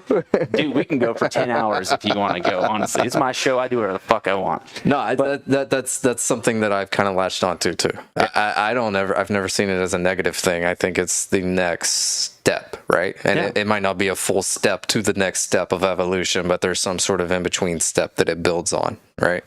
No, I fully believe that. Yeah, and that it's. I've never even had that conversation with anybody else, maybe my friends or whatever. And as soon as you had told me about that aspect of it, I was like, "This is a great opportunity to actually share that and wonder somebody who's been down that rabbit hole if they kind of feel that stuff is true or valid." There's some racers racing at a pro level. And road racing, motocross, all of it that I've looked at and like, that guy's got the tism for sure. Yeah. He's got a touch of it, you know? All right, so let's get back on track with this. We went from inner ear to road racing at 13. Oh, wait, did you go? There's a video I sent you real quick, though, the inner ear thing. No, I didn't see any videos that you sent. Okay, it may not have pulled up then. It was like me sitting in this chair that it was like gyroscoping around. No, it must not have sent to me. Okay, yeah, that's fine. No, move on Damn it, man. All right, so you had mentioned about Cam Moorhead supporting in road racing. Is that kind of the next step for 2005? What got you into that? 2005, right? We put the 17s and the slicks on my YZ85. I went and raced SEMRA. 2 or 3 races in, I don't remember Cam Moorhead. He was a big part of the SEMRA thing back then. He was kind of the first guy that pulled my dad over to the side and said, "Hey, that he doesn't really have a great helmet. Here's a helmet, or like he doesn't have great leathers. Here's a jacket and some pants." He was the first dude that really like believed in me as a racer. And like looking back now, like, man, my first race, I told you I got lapped, but I was coming out of the turns on a YZ85 with the tires spun up. Right? Like, no idea what I was doing, but I was out there doing it, Yeah. And he saw that from the outside and was like, this kid's going to go somewhere. And I thought that's always meant a lot to me, just because like I was, weeks into road racing career at that point, no idea where it was about to go, but that guy was like, he had my back from day one, absolutely day one. And he kind of out of the Chattanooga area, or just somebody that you just saw from the Carolinas. Yeah. Oh, really? He was just a big part of the SEMRA deal. Yeah. Awesome. What area do they? Because I know WERA a lot, but SEMRA, what areas do they run in? Nah, I don't think they're around anymore. Oh, really? Yeah. Okay, so probably longer. You said 05, so the collapse of 08, 09 probably bit them. Yeah, I think they were gone pretty soon after that. Yeah. So the Red Bull MotoGP Rookies Cup. Yeah. You got some stories from there. Some actually, Kris already sent me in 2 stories that we played on the first and second show that were really good. So we won't touch on those ones, but is there any other funny stuff you want to bring up from the Rookies Cup? Man, there's so much that happened that year. That was such a loaded year for me. Like looking back, Bobier and JD Beach, like we were the 3 Americans there. But Johan Zarco, Lorenzo Savadori, like there's loaded talent in that class, but we were all teenagers. That we were nobody at that time, right? Yeah. We were all big in our own little pond kind of thing. But like looking back now, you see the guys that were like kicking ass there. It was Luis Salam, who, he got killed in the MotoGP race, right? Or I think a practice in MotoGP event. But he was a factory MotoGP 125 rider at that time. Johan Zarco was winning. It was Johan and Bobier that were kind of battling for the championship, right? So it's like all those guys, even back then, it's the same people that went on to do something with their lives, Yeah. I've always thought that was real cool looking back. But like that whole year, like I got on the podium at Mugello. It was me, Zarco, and Savadori. No way, that's awesome. And then like on the the podium, Dovizioso was the one that gave me my trophy. Right, it was a boot. It's like a green, white, and red Italian flag Alpine Star, boot. Yeah. And then at Assen, Kevin Schwantz gave me the trophy. Yeah, and it was like a wooden shoe. Down. Yeah, I've got both of those on my desk at work, right behind my computer where you can see them. Yeah, that's awesome. You know what's funny about Kevin Schwantz? I hadn't seen him since Opie and I went to lunch with him around the same time, actually, you and I had met. Okay, yeah. Raced against each other. And I saw him this weekend at Barber, but I was in the process of like scrambling to figure something out. Yeah. And he's down at the motocross track by himself, just standing there. Nobody's talking to him, nobody's whatever. And I happened to look over and I was like, it's Kevin Schwantz. Oh, shit. I just want to go say hey to him. But I'm busy doing this stuff. And by the time I get back, he's gone and I didn't see him the rest of the week. And I was like, son of a bitch. So nobody at the motocross side knew him? No. Well, awesome. I'm sure people would have known or whatever. But at this point, it's just funny that, like, knowing that if that dude got off an airport anywhere in Europe, he would be, like, swamped by people. But, yeah, he can go to anywhere in the U.S. He's such a cool dude, too. He is. Yes. I saw him probably last time in 10 or 11. And then went back to MotoAmerica in 18 and saw him at Laguna. As soon as I walked up, he knew who I was. He remembered me. I was like, man, that's freaking Kevin Schwantz knew who I was. That's pretty cool, That's awesome. All right, so you hit on the Assen thing. Oh, this is one thing I wanted to ask you about. Dopey kind of touched on his show. What happened to the Red Bull Rookies Cup stuff? Like, why did it go away? Or do you have you heard things? Do you have a feeling about it? Like, what do you got on that? You mean for me in general? No, like for it's still the around. Rookies Cup series? I thought it was gone. The MotoGP series is around. Okay, but the one in the UF is not? Yeah, so they did the MotoGP for the first year in 07. That's when we did it. Okay. And then in 08, they did the US series. Okay. I don't know what happened to it. I honestly don't. Other than like, I mean, MotoAmerica bought out the rights starting in 2013. I don't know if that had something to do with it, but He alluded to a thing on there why, and I was wanting, because I know you didn't listen to the show, so I was hoping that you had or heard other things, because it's interesting to hear. No, I really don't know. The rumor mill that gets brought around. So. No, I wasn't on their good side at that time. So, yeah. What'd you do? I didn't. Sure, okay. All right, so then you, from the Rookies Cup, you went to MotoAmerica, 13 to 18? It wasn't MotoAmerica yet. So from Rookies Cup in 2008, I went and did some weird stuff. I got hooked up with John Ulrich, got on the M4 Suzuki team. And just kind of chased around doing the club races, trying to get points for a pro license. Actually, 2008 was a cool year because I was riding the M4 bike. That was the first of my 600 days. I know the first time I got on it was at Roebling, and I mean, like, Mark Young was there. The Sassaman brothers were there. Like, all the Vesra team was there. Bunch of fast guys. That's kind of just threw me out to the deep end first time on a 600, at Roebling of all places. Oh, yeah. And, but I mean, like, that year I rode the 600. I rode the Aprilia 125 because that's the first time I did the wild card at Indy. Rode the Milwaukee Cup, so I was doing the MD 250. Rode a RS 125. Like, I rode so many different cool bikes that year. Like, that's one of the years that always stands out. It's like, man, you did a lot of cool stuff that year, Like, it's... Sorry, I'm still getting over this cough. Don't have kids. What was some of the other stuff you wanted to hit on? Casey Stoner wrestling a Ducati 2007. I think that's more of one that you were watching than participating in, right? I'll tell you one moment that I really do remember. I'll tell you two. There was one at Assen. I think it was a qualifying session. Stoner comes out of the last turn, the chicane.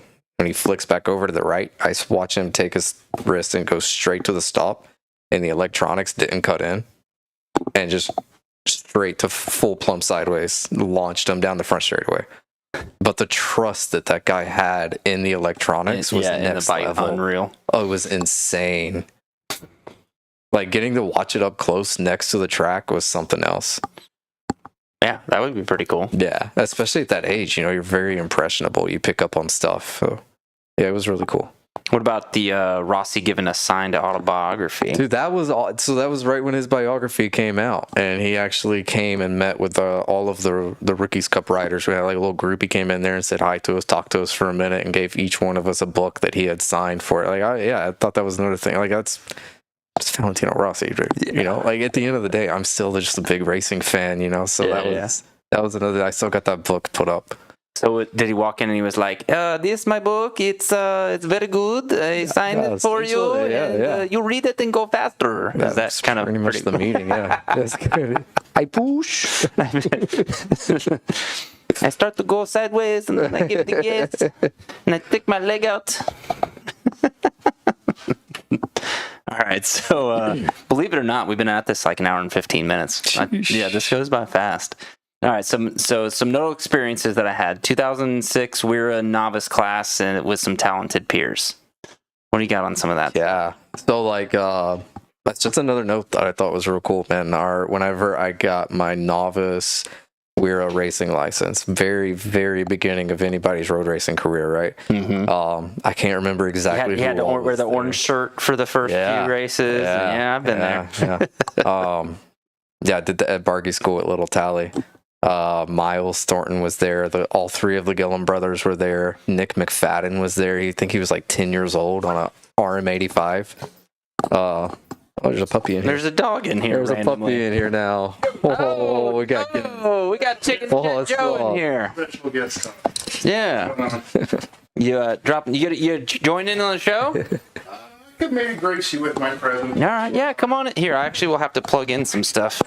When I said come on into the show, I didn't think you'd...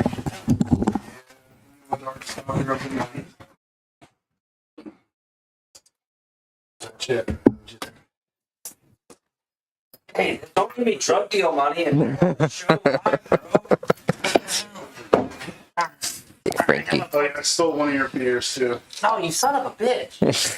Boy, Run got a loose program here at Campfire Moto. What's Frankie doing over here? You guys see how cute this puppy is? Me and helping me unload. Let's see. You guys see the puppy? Three of them in. I don't mean to be hijacking here now. Nah, dude, what's going on? Come on. This is Joe. There we go. There's your third one. Talk a little bit, Joe. What the hell just happened here, man? You Let's go back to the Fox days. There you go. All right. You hear anything? I hear something. I hear him. All right, we got live intruders. This is why you don't put your address out to people when you're doing a live podcast Oh, here. dude, your dog just Frenched me. You actually have to tip her for that. Oh.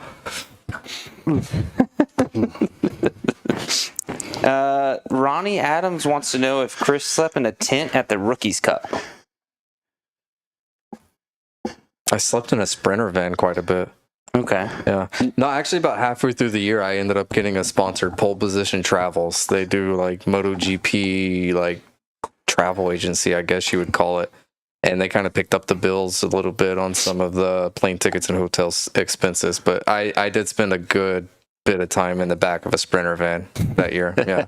And that's like, Shout out to the Blaylocks on that that's one. like early Sprinter Vans days too. Like year 1 or 2, because I think 04, maybe 02 is when they first came out, kind of thing. Yeah, I don't remember. Well, actually, probably over in Europe. They over there, probably a little longer, yeah. probably 10 years before then. All right, so you were talking about, before we were so rudely interrupted, is rookie days, So we went through 08. And then the Indy wild card at the end of the year. No, we didn't get. We were still in 06 novice class, and then I was going to go into. All over the place. You already talked about 07 Rookies Cup, so the next thing we were going to hit on was the 08 racing the M4, setting unbreakable lap times. Oh, that was actually on the Aprilia 125. Oh, okay. I did some lap times on, and I'm just gonna, since my boy Parker, he keeps coming up since he's at Barber this weekend, and he only did a 36 over there on a 600. I'd like it'd be a good time to bring up that I threw down a 31 flat on a 125. So. Actually, when I was in the museum this weekend at Barber, I saw one of the RS 250s, and I told him, because I somehow came across an RS 50 at one time. Oh yeah, and I was like, I got that 50 because I want the 250, and I know there's no way I'll ever be able to get one of those. Dude, like, that is one of the coolest machines. I mean, obviously the 125 is a badass machine as well. Have you rode a 250? No. I've got to look at them like from a distance, and you know. I raced Miles Thornton's TZ 250 at GNF once. No. It was cool. Yeah, it was super cool. So would you feel that's comparable to the RS 50 or not so much? It's not even comparable to the 125. Oh, really? So it's like a few notches down below from one of those. It's twice what a 125 is. Huh. Straight up. Okay. Yeah. I can't remember what kind of lap times I got down to because I struggled on it. I was small still. I couldn't get through the S's on it. But the last lap, I dropped 3 seconds the last lap alone and ran down Dane Westby and passed him on the back straightaway last lap, beat him for the national championship. He was so mad on the cool down lap. He come blowing by me, wouldn't even look at. I was giving him a thumbs up. He wouldn't even look at me. But he came back up to me after the race and was like, "Sorry, that was kind of an asshole move. You did really good." Like, man, ever since then, me and Dane were buddies. You know, like. That's honestly what it has to take sometimes. If somebody cool guy you or be an asshole to you, and then the next thing you know, you're good buddies for life from there. Huh? Dane was a good one though. All right, so 09 to 11, I got a note about like privateer days and struggles with bike ownership. Not so much bike ownership. So I got, for lack of better words, I got fired. Put on my ass halfway through the season. What team were you with? I was with the M4 team. Okay. Yeah. And you know, like, I've put this out there before. I've even talked to JU about it since then. But at that time, I put a lot of blame on them. But looking back, a lot of that was on me. Mm-hmm. You know, just being young and stupid, making dumb choices. You know. But they fired me like halfway through one of the weekends at MotoAmerica. Put me on a plane home. So like, no way. From there, I didn't race for the rest of that year until the very end of the year. The AMA was going to Daytona twice that year. That was when they were, it was still the DMG days. So they went to Daytona twice. I got to do the AMA race at the end of the year there. It went all right. But the next year is kind of, in 10, I guess. 10 was the first year that we kind of did it fully on our own. And it was okay. It was nothing great, but it was decent, 11 is when I always kind of felt like I hit my stride, And I was looking back recently. I think I only did like 4 races in 2011. That's all I did. Yeah. But, I had the race at Barber, where I was racing with Tommy Aquino. Went into the last turn trying to set him up for a move and lost the rear coming out of it. Almost high-sided myself, went off the track, whatever. Came back, finished 7th. But, after that race, you go back and look at the times, and I had 2 or 3 of the fastest segment times. I had the fastest lap up to a certain point of the race. And we go to the next round at Mid-Ohio. I feel like we had some mechanical issues all weekend. I don't remember. Something happened. But get to Sunday and, running, I think I was in 6th place, was running PJ Jacobson down as he was running the leaders down. Same thing. Had fastest segments, had fastest lap time at one point. Few laps ago, I lost the front, tossed it away. Happens, right? But for me, I raced 4 times that year, and I'm looking at lap times man, I'm there. I'm on a privateer bike that me and my dad built, mostly my dad. I'm right there with him, And then I had the Triumph deal kind of dropped in my lap from John Ulrich. He called us up and was like, hey man, we've got this deal with Triumph. We got this bike that's built. They're wanting us to do this and that, and we're just going to give it to you and let you do it. I think this would be a good opportunity for you. I was like, all right, let's do it. It wasn't a great opportunity for me, Bennett. It wasn't at all. Because that was the next one I wanted to hit on, but as kind of I like to hopefully be a thing that hits somebody that kind of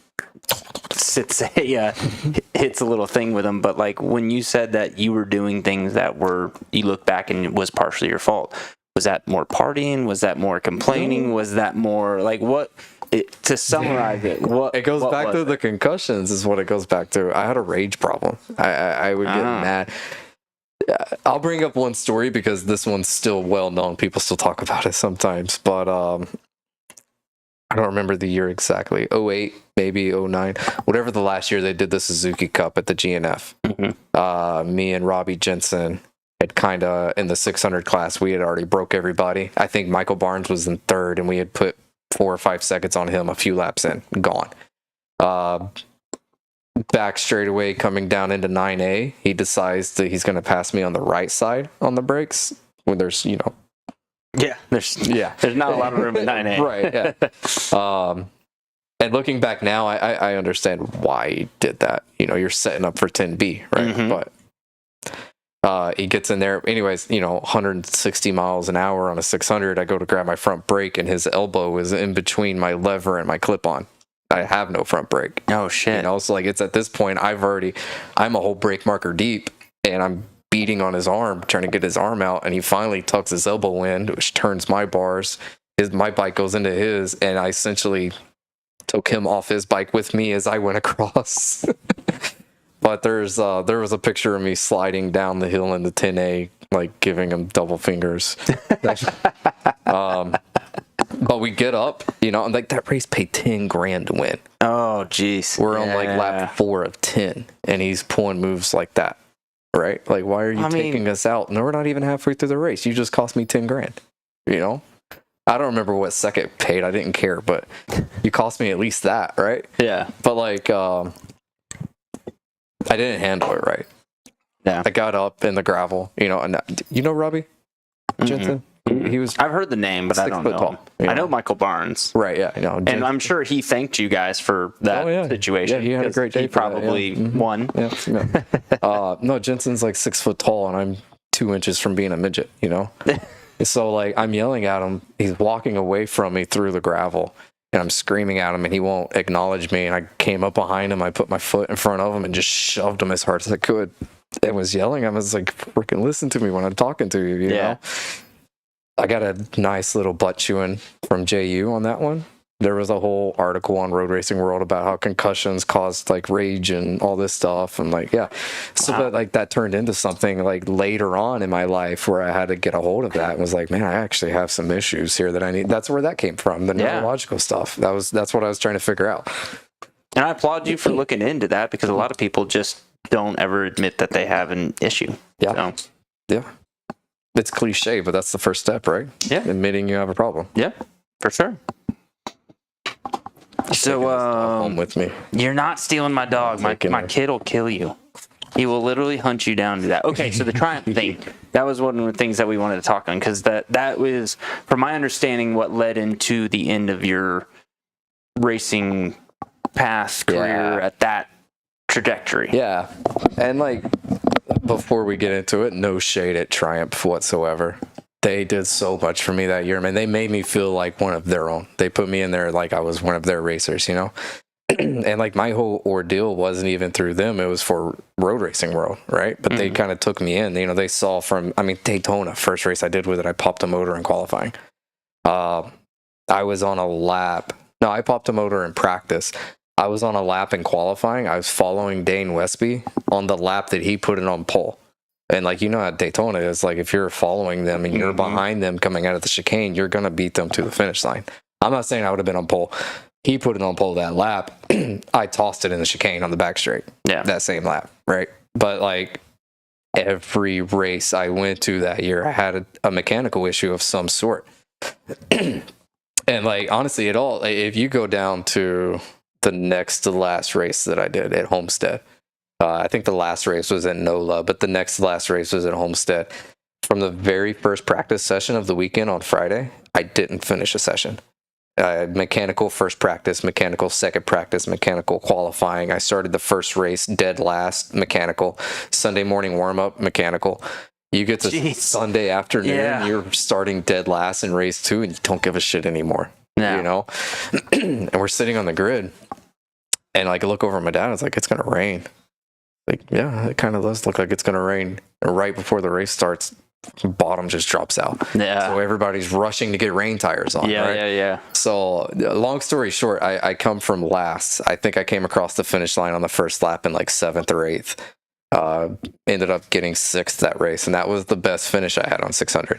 But after the race was over, my dad was looking, was like, your front tire's on backwards. So all of like the treads where the water should have been like going, it wasn't doing it right. But yeah, I don't know, man. Like the bike was good. It wasn't bad. I did all of my fastest lap times on the Triumph. No, I've heard a lot of good things. I remember about that time frame that a few people would come to our track days. We would host Mary Motorsports on 675s, and I always wanted to get on one because I heard how awesome they were on the track. Fast bike. I had no trust in the front end, but I was still faster on it. Yeah. So were you like rear wheel steering with it kind of thing, like sliding the back end? I was always coming from the 2 strokes. I was always real heavy on the front end, and I still am a little bit. But on that bike, you kind of had to learn to use the bottom end that it had, because it did have more bottom end than a 600, a typical 600. Yeah, because it was a triple, right? Right. Yeah. But yeah, I mean, it came down to just being smooth with it more than anything. But like, even then, like I felt like I still had time left in me because I wasn't comfortable, you know? Well, we're a good ways into this, and we were going to actually, Kris sent me a video from back in the day on one of the road races. So we're going to play this for a little bit, let you guys get a little viewership of what a badass Kris was, or is, potentially. We'll get into that later, on a street bike. So we wanted to pull up this track. So we'll talk about it a little bit, and then we'll, I'm going to leave the volume off for a second.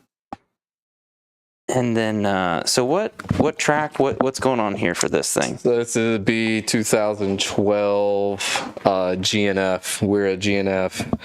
I think GNF. That's Barber, obviously. It's definitely Barber, yeah.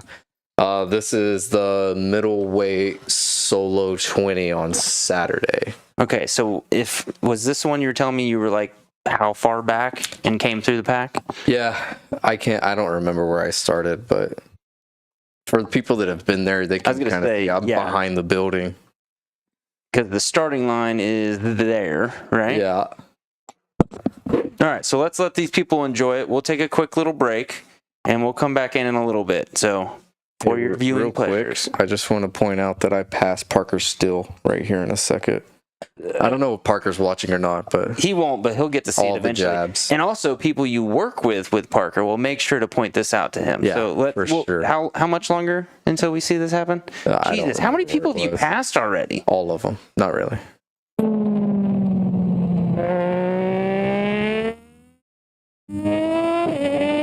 This is my favorite turn coming up for Barber. You hear that bike? That bike sound is so good. Yeah. Right there. Yup. And into the museum turn. I didn't know that bridge right there has a glass section. So there's a bridge they built now. Yeah. And you can stand on it and look at the people coming underneath you. Yeah. And then you can walk past it and there's a waterfall and really cool. Yeah, I built a bunch of stuff. Yeah. It's cool. All right. We'll be right back.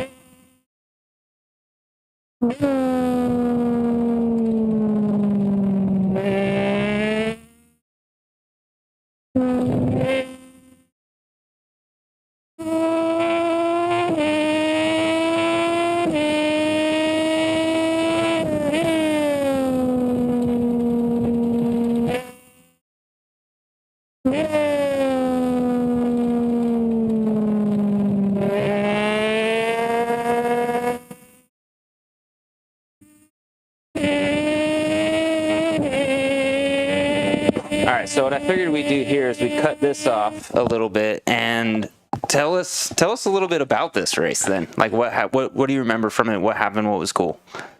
I mean, it was 12 years ago, but no, I mean, it was just a fun, normal little WERA race, you know, coming from the back, working my way up front. Always liked working through traffic, even like at a club race. Mm-hmm. Always think that's the funnest. I like racecraft.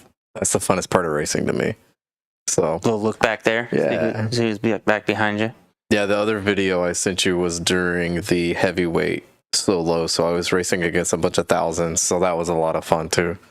And what bike are you on right now? That is on the Triumph, the 675. Oh, okay. Mm-hmm. I don't remember the back ends being that boxy. I actually thought it was. I don't think it actually. I think it's that camera angle. Honestly, it comes to a good point at the end. All right, so that was cool. We needed a little pee break right there, so we just figured we'd play that for your viewing pleasures. Hopefully you enjoyed it. I want to get through some of my segments that I do on my show every week, or every other week, I should say. So what's some of the other ones that we do? So tech tips. I got a cool little tech tip I filmed the other day while I was wrenching on a bike, so we'll do that one right now. Now it's time for some awesome tech tips. Transform your comfort with Innovative Mechanical LLC, specializing in HVAC service for residential and commercial properties. They provide expert installation, maintenance, and repair. Their certified technicians ensure top-notch service, whether it's air conditioning, heating systems, or indoor air quality solutions. Serving Georgia since 1999, they prioritize customer satisfaction with prompt, reliable service at competitive rates. From routine maintenance to emergency repairs, trust Innovative Mechanical LLC for all your HVAC needs. Give them a call at 770-726-7407 or visit innovativemechanical.llc.com to schedule service and experience unparalleled comfort today. Got another tech tip. So, get a bolt that's broken. I successfully got this one out. But what I did is just took a simple drill, drilled that sucker as straight as I can in there. And a little trick that a lot of people don't tell you is torque bits. Find a torque bit that fits in there. Hammer that bitch in there real good. And once you get it, use an impact of some kind. Now, sometimes an impact gun won't work.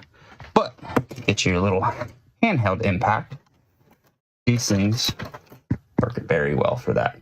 So as you put it on there, just hit at the end with a hammer while you're turning it with your hand in the same direction, and it'll help drive it out. Another pro tip when you're dealing with something like that is make sure you heat the shit out of it. There's a tech tip for you. You ever know that about torque bits? No, that's pretty good, actually. That was something that I learned when I was doing some diesel tech stuff, because like I would always use easy outs. They would always break. It was always cheap to find some torque bits, right? They have like just enough grip with a star on there where there's charts where you can like this drill bit for this torque bit. But yeah, you find like I'll take a drill, put it in, and I'll get the closest torque bit that's a little bit bigger than that. Just hammer it in, hammer. So I've always have like an extension that I use for my hammering because then it's so boogered up. And then once it's wedged in there real good, then I'll take the other extension. And with the electric one, you can really push your chest onto it and hammer it at that same time. Almost every time it'll come right out. That's good stuff. Yeah, torque bit with that little technique. Now, of course, you have to be smart enough and skilled enough to get the drill bit in the center and at the correct angle. Yeah. But if you can get that right, I can do that part. Yeah. I've had plenty of broke bolts in my life. I swear, within 6 months, I think you're going to text me like, hey, dude, I use this and it works. So probably, I can't wait for that text to come through. All right. What's some of the other ones? Okay. So 2 shows ago, did you happen to see the whole Caleb Russell Yamaha 350 thing? The dude called in. So that you got a whole thread on Vital. If you Google right now, Caleb Russell Yamaha, my YouTube show comes up. Yeah, you made it a thing. So, well, there's bits of truth to it, and honestly, Is there a 350 coming? I don't think the 350 is going to come, unfortunately. But because I have a few connections with Yamaha. We're not going to say who. I meant to tell you we don't talk about that on the show. But I have enough insight to where I hopefully could sit down with somebody high enough at Yamaha and show them the comments, show them the interest, and be like, I'm telling you, look at all these people saying I will sell my KTM and buy a Yamaha to get this kind of thing. Okay. Can I say something on that? Sure. I'm a 250 guy because I'm a small guy, right? I can ride a 450 just fine, but it's a lot of work to do it. Yeah. For a very, very, very long time, I've said we need something to bridge the gap between a 250 and a 450. There's too big of a gap between those bikes. Yep. Yeah. I've rode a Husky 350. Shout out to Sean Webb. Rode his a couple times. Phenomenal bike. Yeah. It's perfect power. Yep. And that's what I hoped to achieve with that is the interest that it would grow. Right. Because everybody should be if you really listen to what he's saying, the mystery caller that called in, is he's saying Caleb Russell helped develop the 350. It is pretty much confirmed, not just through my show. Like Steve Mathis said it on one of his re-raceable, like a week later, somebody sent me a thing and was like, hey, they just confirmed it too, but I was the first one to break it right here. First one. But the 350, he said, I think it'll make sense that he would help them develop a 350 because he helped them develop the KTM 350. That was really the main thing of it. So this other segment I haven't hit on for a while is called Assholes on the Internet. One of my favorite segments because no matter what, you could be the nicest person in the world. And as soon as you post something, there's going to be somebody that just wants to interject their opinion that's just kind of being a dick. So this dude right here, breaking news about 2 months ago. LOL. I'm just like, oh, so sorry to interrupt. Because apparently this is something that's been well known in like the off-road world. Like a lot of GNC, because that dude that called in heard it because he knows a lot of GNCC people. So, and this was actually not one of the better examples of it, but somebody, I got a lot of, oh, this is clickbait bullshit. So this dude's like, it's clickbait. And I said, well, obviously a lot of people, because already at that point, so many people were commenting saying like, oh no, I heard about this. Yes, it's confirmed. He's going to Yamaha. Yes, this is the thing.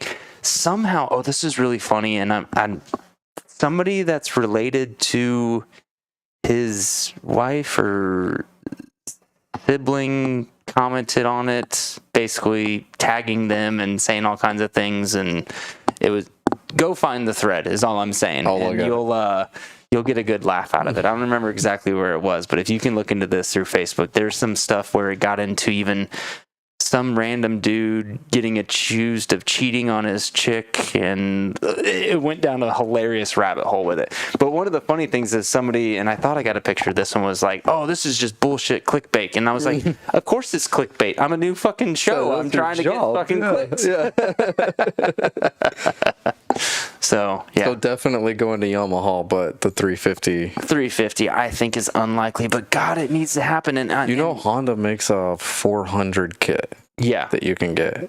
I think that would be. So wait, is that the 450 sleeve down? I don't remember, man. I think so because they make 300 $300 kit, I believe, for the 250. Yeah, that would make sense. And then a $400 kit for the 450, I believe. Yeah. I've said for the longest time, somebody needs to make a D-stroke, D-sleeve kit for a 450, but it would have to be a head. It would have to be ECU or a tuning program, and all those other things where you'd essentially need to break the engine apart at the cases. At that point, you might as well make a no bike.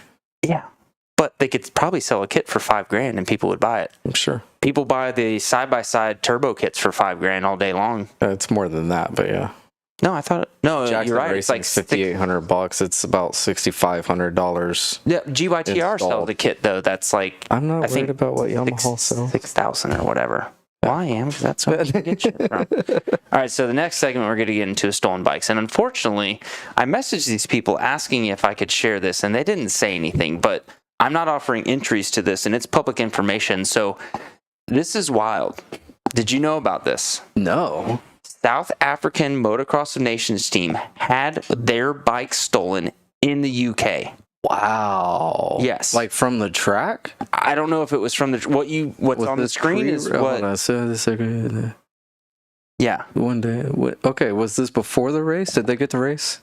Well, it said early hours after the race this morning in, what is that, Lutterworth, UK? Yeah, Lutterworth, UK. And this is a day ago at 5 o'clock tonight. So, man, what are we on Thursday? So Wednesday morning, this happened. That's insane. Yeah. And you know what's wild is, I don't know if you've heard the story about the factory YZ400 getting stolen over in Europe.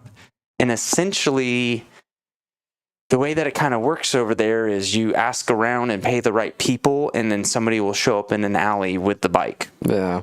So, well, at least you have a way to get your bike back there. Here, you won't see it for 20 years. You know what would be wild? And I'm not saying they did this at all. Disclaimer. South Africa did not do this, but what would be wild is, remember the dude that got busted for the gold medals in the Olympics? Tried to say they got stolen, but he was trying to avoid paying taxes? Yeah. What if this is some big insurance thing? I don't think that's the case, but how wild would that be if that turned up to be the case ways back? Breaking news? No, Did you just break something? No, I did not. Hey, I will say there's a disclaimer at the beginning of my show that says none of this is real, none of this is true. So, all right. That's crazy, though. Like, you hear stories of people taking their bike to Supercross. Well, in Atlanta, it was yearly. Right. Yeah. That's probably one of the best things, the fact that Atlanta Supercross doesn't exist anymore, is the fact that bikes don't get stolen all the time. Yeah. All right, so this is my viewer video that got sent in. So my buddy Nick Campbell, this is the second time he's captured an amazing video. This was at a National Enduro not too long ago. Let's see if I get this pull up, and I'm going to have to rewind it a little bit. We're going to pause it. All right, so to preface this, he went swimming at this National Enduro. And while he's sitting there, this glorious moment happened. So here we go. All right, boys. Well, I just had a nice little wreck, and bike will not start. I've been here about 15 minutes. The button doesn't even work anymore. So I saw mile 11 of 14, or 10 of 14 a while ago, so I think I'm at mile 11, probably got 3 miles out. Oh, yep, that's...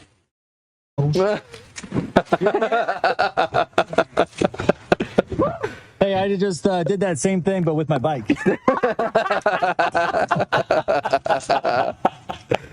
That's good stuff. I'm fine. My bike just won't start. Oh. Yep.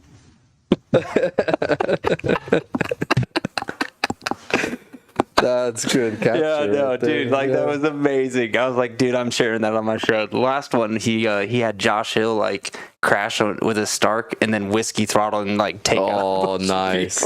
I'm like, how are you getting these amazing videos? But I encourage you people, if you have good videos that you think people will entertain on the show, send them to Campfire Moto Stories on Instagram or Facebook. Just DM me. It gets you entry into my YZ250 giveaway. You saw the bike. I do this at all my guests. Tell them about that thing. The bike is awesome, man. The bike is clean. It's done right.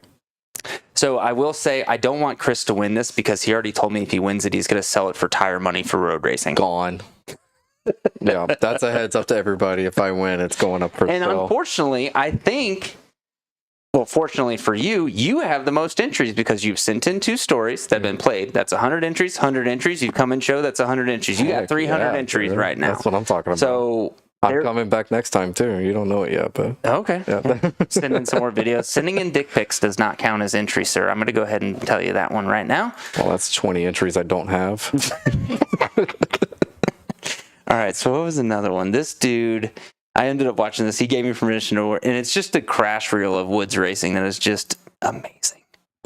All right, let's watch this one. I can't play the sound on this one because I think it's playing like some stuff that'll get me into some trouble with with YouTube copy. Oh, there it goes again. In there. I think this is all one race too. Is this the same guy? Yeah, the same guy. Oh. Like I said, he put together a great compilation crash. I've had some fourth races like that. I've witnessed a few of those. Oh,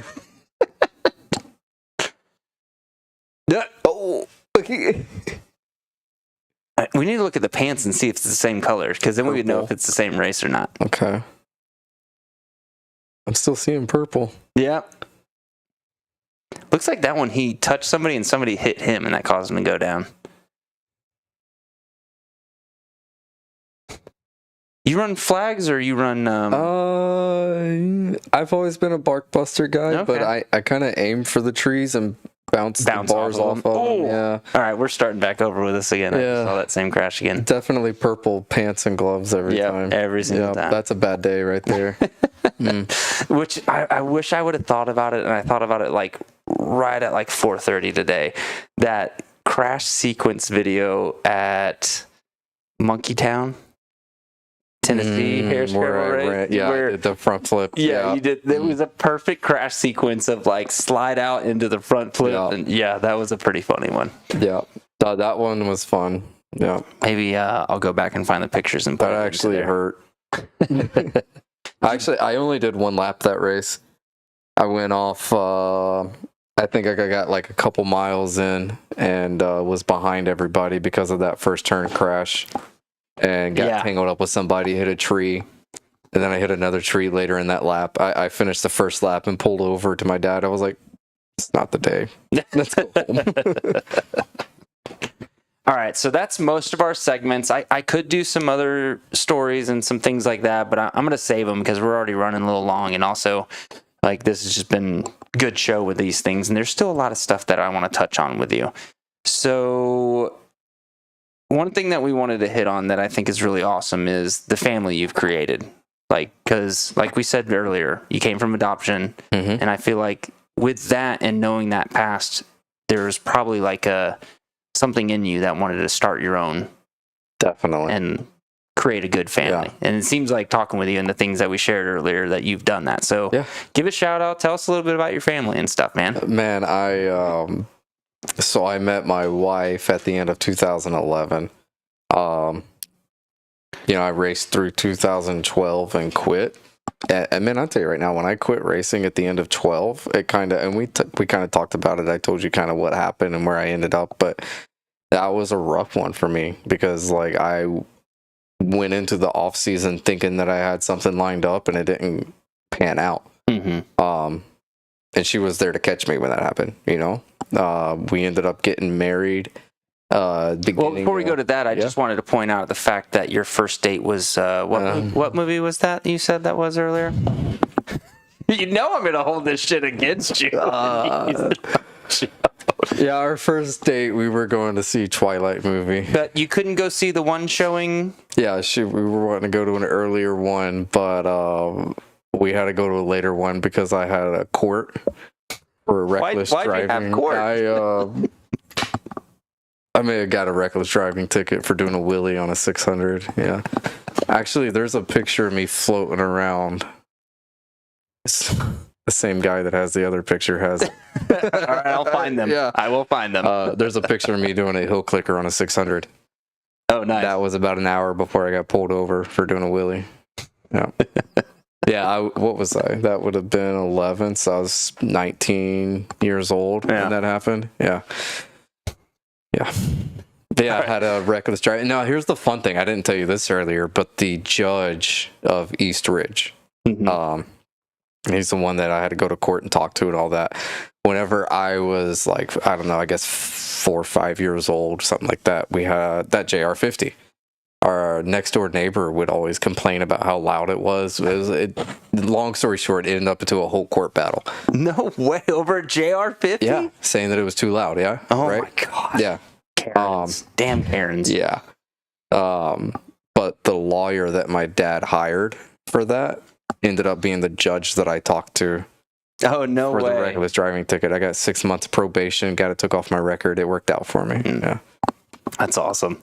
All right, so. But yeah, so. Delayed the date because of that. Yeah. Then, all right, now we can cut to the other part. Yeah, then, I mean, from there, everything moved quick, man. We got married in January of 2014. Had our first kid. You put the pieces together, but literally 9 months now, later. So yeah, that's right around there. Yeah.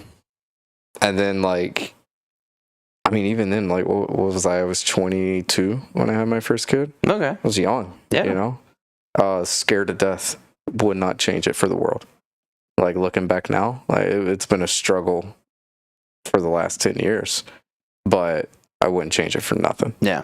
And then 2019, we had my daughter, Valentina. She's my baby. It's my princess. She sounds like she might have been named after somebody. Valentina. No, don't say it. Don't say it. I got away with it for 5 years. Don't bring it up. Really? There was so my wife is Latina. She's from Ecuador. Okay. So whenever we named Connor, I named him after two people. I named him after Connor LaFrance. His middle name is James, after a guy that I grew up around, James Parton. There's some locals in Chattanooga. He's a legend, man. So whenever the second one came around, my wife was like, I'm naming this one with a Latina name. And she sent me a list of a bunch of different names, and I saw Valentina, and I was like, that's the one. That is the one. That's awesome. You know what's funny, though? My oldest one, a lot of thought went into his name. And even with Valentina, like, there's a whole thing with, like, her middle name and all that. Like, there's a lot of thought. Yeah. My youngest one, Was it just like draw from a hat? Basically. It was the same thing. My wife sent me a bunch of names, and one of the names was Matias. I've always been a fan of Matias Passini because I thought it was a cool name, straight up. So, like, whenever she sent that, I was like, Matias, I like that. And we're like, what do we do for a middle name? So me and my oldest son are sitting there watching Disney movie once, Luca. You've seen it? Oh, yeah. I'm sitting there, I was like, Matias Luca. That's cool. Let's go with it. Yeah. So he's literally named after a racer and a Disney movie. Okay, so it's boy, girl, boy. Yeah, boy, girl, boy. Yep. How old is the youngest? 2. So we got 2, 5, 10. My oldest one turned 10 on September 29th. My youngest one turned 2 on September 23rd. Oh. 6 days apart. That's my wife's birthday is 23rd. Really? Yeah. Nice. Okay, cool. Yeah. Yep. That's funny. Yep. And then my little girl, she's 5. She'll be 6 in January. I can't believe that was really like a moment. Yeah. That's great. All right. So, we touched a little bit about your adopted parents, but do you want to go into a little bit of their background and stuff too? And I actually, there's a guy I worked with at Cycle Nation and like around that same time, and I think he was adopted and his parents were doctors, but I thought, is that part of your family too? Am I getting those stories mixed up or no? Okay, so that was definitely his then. So, but yeah, do you want to touch on any of that stuff? Your adopted parents? Not real. No. All right. I mean, I just make it short. My overall my stuff? Biological mom died when I was in 8th grade. I meant your adopted parents. Oh, adopted parents. Yeah. No, I mean, it's dude. It's like I said before. That's what gave me the lifeline. You know? I mean, give them a shout out. What's their names? Like, are they from that same area too, or are they not wanting to publicize them? Yeah. No, my dad's local legend. Yeah. One of the fastest dudes on a street bike around. Yeah. Really? Okay. So he had some road background area. Yeah, but he's just a street bike rider. Oh, okay. Yeah. So and then that's something we've talked about before too, like where I've always been really good on a road race bike is letting off the brakes and rolling into a turn, like that roll speed into the apex. And I honestly think I picked that up from him. just like my entire childhood, even before I was road racing, before I had anything to do with street bikes, I was on the back of a bike with him going to Suches or going to Dill's Gap or going to the Cherahela Skyway almost every weekend for a long time, and he's always been fast. So like that feeling of just letting off the brake and rolling into the turn, I kind of got a sense of that from a young age, What would you say is a bike that you remember doing those kind of things the most with? Either a ZRX 1200 or a Busa. Oh, wow. Okay. He still has a ZRX. He loves ZRX. So not like a very nimble, well-known flickable bike either. Not at all. Yeah. No, I remember riding a Busa up and down the road around like the little town I was from, like 12, 13 years old. Yeah. Yeah. By yourself or just on the back, you're meaning? No, by myself. Yeah. I mean, not often. Just let me do it every now and then. I know my dad's going to be listening to this at some point, but I remember stealing my dad's Blackbird 1100. That's a good one to steal. Yeah. And I was a little dude too, so it was, I don't know how I ended up wadding that thing up. Awesome. But I do remember one time like showing off my buddies and going to 70, and what I thought clicked down into like from fourth into just third. I went into first and dumped the clutch and money shift. Yeah. And then like had to pull it in and, like that was I just remember being like so close to death at that point. And that was probably 7th grade or something like that. That's awesome. Yeah, I might be getting a call any second now if he's still awake watching this, but yeah, definitely did that shit. Seems like you had permission. I did not. Some of the stuff, yeah. All right, so I have a note here about moving down to Florida and then returning back home. Yeah, okay. I mean, if you want to get through it, like, so 2012, into 2012, stopped racing, 2013.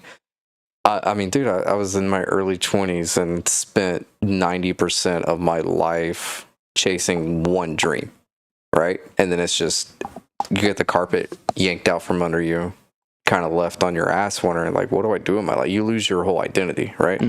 So like I went through a bunch of different phases.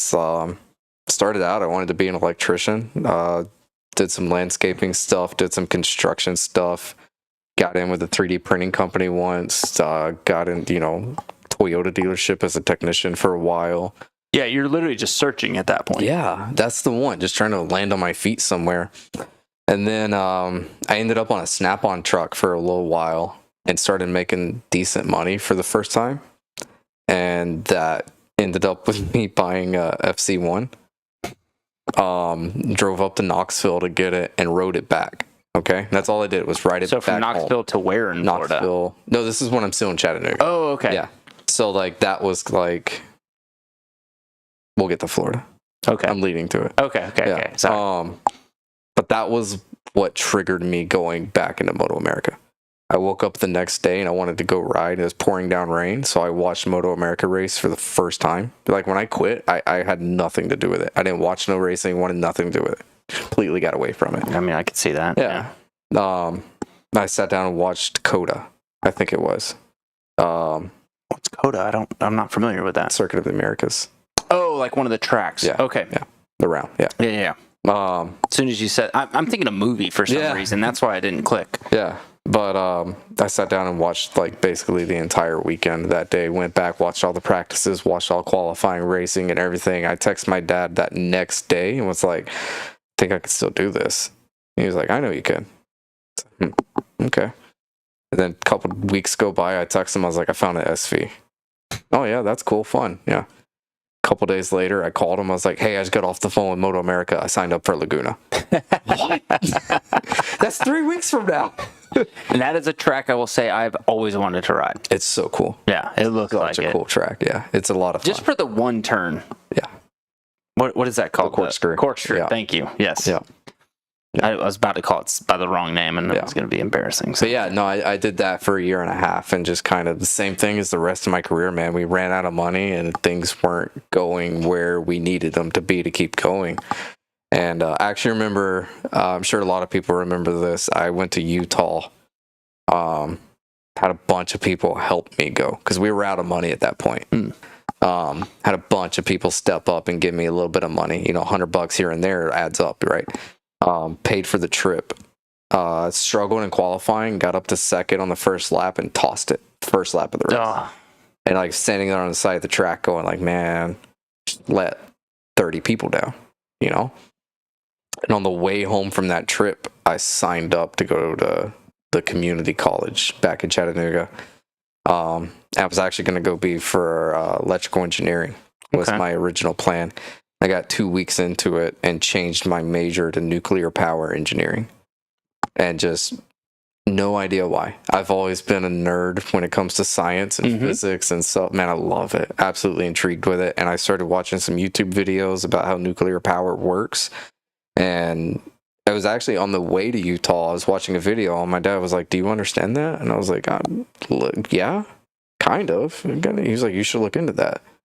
Okay, so Utah happened, and I realized, like, hey, you know, kind of getting old to go racing, you know, whenever I don't have the money to go do it, you know. Maybe have a backup plan where you're getting some money and get to do it on the side. Right, that was kind of the thing, So I ended up going to, I just quit racing again at the end of that year, went to school, got a degree for nuclear power. I actually remember your Facebook post talking about you graduating. Yeah, so I recall that vividly. The last race I did, the last MotoAmerica race I did a final. I don't remember. I don't think it was a final. It couldn't have been a final, but it was like midterm or something. I think it was a midterm. Did a midterm for like, I don't remember, like plant components or something like that in the morning. Left the school, went straight to barber so I could make qualifying that afternoon. Yeah. So like that's how it overlapped, right? But like I quit racing, got a job with Walker, the German company. They make like refined silicone products. Yes. Yeah. Yep. Yeah. That's a chemical operator. Fell in love with that job. Still, like, there's a small part of me at times that misses part of it. But it's not your passion. It's not my passion. Yeah. You know, I had an opportunity to move to Florida to work with NextEra, which is the biggest utility company in the country. Yep. And for me, that was a big deal, right? So I moved down there with the plan of, you know, let's do this for a couple of years until I can transfer to the nuclear plant. And the position that I took over, the guy that was working it before me, that's what he did. He transferred straight into like a reactor operator, which is what I wanted to be. So I was like, okay, this is perfect. And then I got down there and I hated it. Absolutely hated it. I didn't like the people I was working with a whole lot. Didn't like the culture down there. And I told my wife multiple times, like, I straight up, I don't want to raise our kids here. Yeah. You know, it's just not. What city was that near or in Florida then? So we were living in Loxahatchee, which was roughly 30 miles directly west of West Palm Beach. So way north of Okeechobee. South of Okeechobee. North of Fort Lauderdale. Yes. Yeah. Okay. Yeah. God, that is in the middle of nowhere out there. Down there, yeah. Hated it, dude. Absolutely. I mean, like multiple times. You're pretty much in the Everglades at that point. Yeah. Yeah, no, I was 15 minutes from the Everglades. Yep. Well, that makes sense why you know that track that we were talking about earlier. Yeah, Moto Bros. It's a good place. Yeah. I might go down this winter if you want to go. Let's do it. Let's do it. Yeah. All right, so that obviously led you into returning back home and coming to Southern Power Sports? I went back to my dad's first. Okay. I worked there for about a year and a half or so. Well, not quite a year and a half. So I was trying to get on with another dealership. I'm not going to name any names, but Parker still worked at that other dealership. I know which one that is. Yeah. So yeah, I won't I got him up here to go to that dealership. Oh yeah. And then, you know, stuff didn't work out real well, and he decided to go across the street. Actually, I decided to go because we're across the street from that other dealership. Oh, I didn't realize they were that close. Yeah, awkward. I'd actually made the decision to just go in head first and go for Southern Honda, and then he was like, "All right, I'm going to do it too." Yeah, because he'd been at the other place for a while. Almost a year. Yeah. But when he turned his 2-week notice in, it was kind of he got chased out of the building kind of thing. So he actually ended up starting at Southern Honda a week before me. But like we started almost the exact same time. At the same time. Yeah. That's pretty cool. Yeah, and I've known Parker for a while, and I was kind of hoping that we could get him in with you too. But he's down at Barber trying to beat your times, which he won't do. So I give him $20 if he could get to my 125 time. Does he know that already? He does now. Okay. I could have texted him that earlier when we sent him that picture. So, what was some of the stuff that you maybe wanted to drop that was coming about with that? You want to lay that down with what's coming about with Southern Power Sports? So I honestly, before we got into that, I wanted to touch on what we talked about with the family atmosphere and all that cool stuff. But luckily, your buddy Big Ham called in earlier and touched on that, so we can skip all that and go right to the big news. Dude, I will say this, like, the job I had in Florida, man, like, if I'd have stuck it out for another 6 months or a year, I would have got into, like, $250,000 a year with a pension, like, stupid money, stupid benefits, great job. I am so much happier where I'm at now. Yeah. 100%. Like, the money's there. The benefits are not the same benefits, but there's some benefits to being there, you know? Like we talked about earlier about just, you know, you want to take a break, go right around the parking lot for a second, you know? As long as business is getting handled, it doesn't matter. Yeah. And honestly, I can relate to that too, because I was very unhappy in the field I was at and took an at-home position, took a big old pay cut. Yeah. But dude, honestly, the hourly breakdown from the driving to the south side of Atlanta and driving back and never taking a lunch, being unhappy, actually went up like $4 an hour. If you just factor in the time that I'm working compared to what it was before. But of course, that's not the bottom end dollar, but it doesn't matter because you're happier. Right. You know? That's it. Yeah. That's it. And that was I feel like part of me wanting to start this too is because I missed the motorcycle industry. Yeah. Because I was in it my whole life up until I was 26. Yeah. And then got out of it. Dude, I've been out of it for 13 years. I've looked I for miss it. every avenue out of this world that I can find, and I get sucked back into it. Yeah. Every time. Yeah. You can't. Same thing with racing. No. How many people do you know that get out of racing and get back into it within less than 5 to 10 years? Yeah. Yeah. It's the same thing. Mm-hmm. It's like crack. It's worse. Yeah. It costs more. Yeah. Well, you get to keep your teeth in most cases. I still got all mine, so I got all mine. Yeah. Yeah. I almost lost them when I got shooed. So all right. So drop some bomb on us. What we got cooking? What's in the works? I'm not 1,000% positive yet. The last bit of information I got is that. So, and I know a lot of people will know this, but we sponsored Hayden Gillum this year. We gave him a bunch of stuff, really try to help out his program as much as we could. And that was kind of a big thing for us, too, because he won the championship, right? That was pretty good. That was the and let people know who might not know who he is, what series, what he did. Oh, yeah, so Hayden Gillum. He won the Stock 1000 championship this year for the second year in a row. But this year he did it on a Honda. And that was the first. That's MotoAmerica. Yeah. Right? MotoAmerica, yep. He did it on the Fireblade. That's the first road racing, like AMA road racing championship that Honda has had in a long time, right? So that 10 years? Close. More? I think. I might be wrong. Honda made a post on it. It's been long enough that they made a post on it or someone did. I don't know, yeah. But yeah, I mean, like, he really stood out, you know? So right now, the best of my knowledge, I think the plan is to go get an HRC CBR 600 and go do the first 4 rounds of the Super Sport season next year. For MotoAmerica. In MotoAmerica. Yeah. Right. So what are the first 4 rounds with that? Like, where are they going to be at? Do you know the dates? No. I know the first 2 is Road Atlanta and Barber, though. Okay. So, I mean, how much better does it get? And that's usually, it's pretty soon, or is that spring? Spring. Okay, springtime. Yeah. Okay. I couldn't remember if they start in the fall and they do Daytona in March, but that doesn't count towards the points. We're not going to do it. Okay. Yeah. So no Daytona. No Daytona for me. And that's the weekend. Southern Honda will be there with Hayden. Okay. As far as I know. So essentially, he'll still be repeating the season on the 1000 for Southern Power Sports? I don't want to get into what Hayden's doing. Okay. I think he might have something big that he's working up as well. Okay. He'll be on a Honda, though. That's going to be interesting to see then. Wow. Yeah. But, I mean, yeah, as far as I know, we're our plan right now. And then the thing is, you know, it started out first time I got the information, it was, let's go do the first 2 rounds. So, okay, that's a start. That's good. Let's go do it, you know? And then it was, I think we can do 4. Okay. And how many total is for the series? 10. 10. Okay. Yeah. So the plan is to kick ass, learn from your mistakes. My plan hold your temper. is to try to get ready now.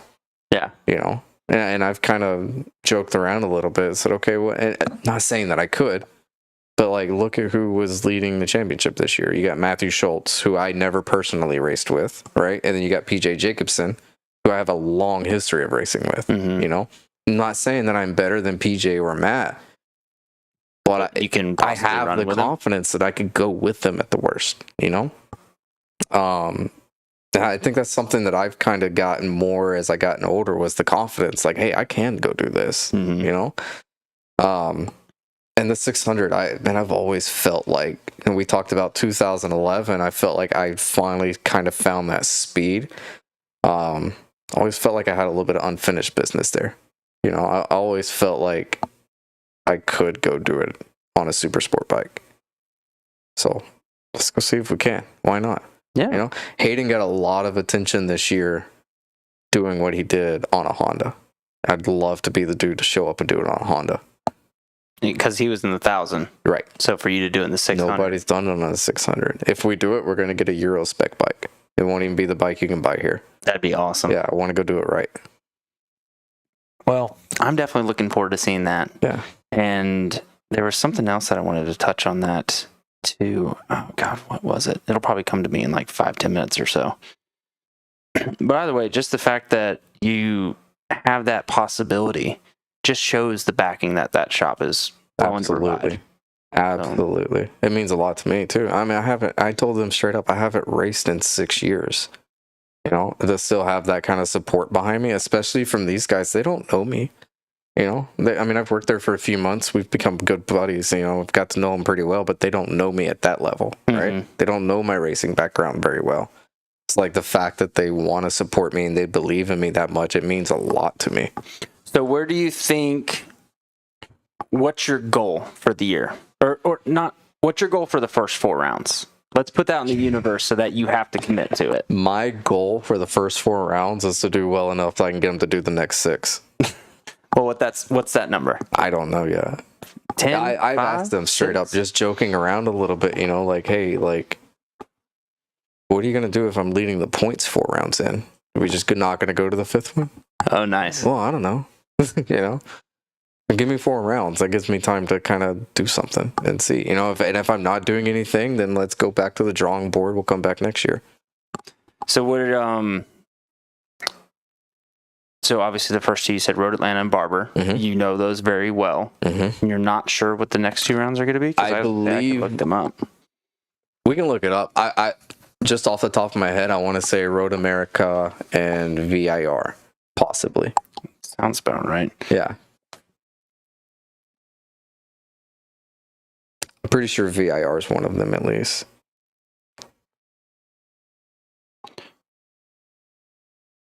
So you know so it's Road Atlanta, Barber, Road America, Ridge Motorsports. That's Washington. That's a hike. Right. Yeah, we were going to skip that one. Yeah, and then Laguna Seca. Maybe it was just the first Force East Coast that I was thinking of. Bernard, Minnesota. Pittsburgh. Oh, that would be this year's. Oh, shit. They're not going to Brainerd. 23. Yeah, they're not going to Brainerd next year. Son of a bitch.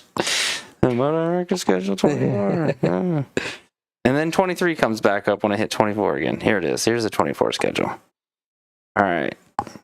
25. Son of a bitch. We'll get there. Yep. Well, Road Racing World announced it. Let's see what we got here. All right, 25, finally. It actually starts at Barber. Yeah. Then it goes to Road Atlanta. Yep. Then Road America. Yep. Then Ridge to Washington. WeatherTech. That's Laguna, yeah. VIR is yeah. the 6th round. Yeah. Mid-Ohio. Yeah. Circuit of Americas. New Jersey Motorsports. So, New Jersey has a nickname to it, right? Or some acronym, right? Or no? I don't know. It's a special place to me. I'm undefeated there. I'm undefeated there. I've only done 3 races there, but I'm undefeated. Nice. So, So obviously, you know my shenanigans, and my buddies and I love to run around in jean Speedos and have a good time at the races. Absolutely. At what point do you work into the contract that I get to be your umbrella girl for one of these races? Is it round one? I will go to April 4th. It is on paper. Out at Road Atlanta, doesn't it? No, Barber. Barber, then April 4th at Barber. Well, they're both I am close your to you. umbrella girl. Deal. And if anybody comes up and is like fighting me with this, with AMA or MotoAmerica, I'm just gonna pull like what kind of card can I pull to just like help me? You're just a middle-aged white man. Do you have cards? I'll identify as whatever I need to identify as to make sure that I get this. So yeah, I just wanted to point that out in case anybody at Southern Power Sports listens to this, that they know that that's going to happen and there's nothing they can do to stop that. I'll bring the pictures up next sales meeting. The ones I texted you earlier? Yeah. Okay. You didn't delete those already? Oh, no, dude. That's wallpaper material. All right, what's some of the other stuff that we wanted to touch on? Did you want to get into events surrounding the 2010 Indy wildcard issues with somebody? Did you want to hit on that one? People came for some good stories. We can clear the air if you want. Clear the air. Clear the air. So just a small disclaimer. I have no ill will towards Veloce Racing at this point, man. They did a lot for me in 08 and leading up to that in 10.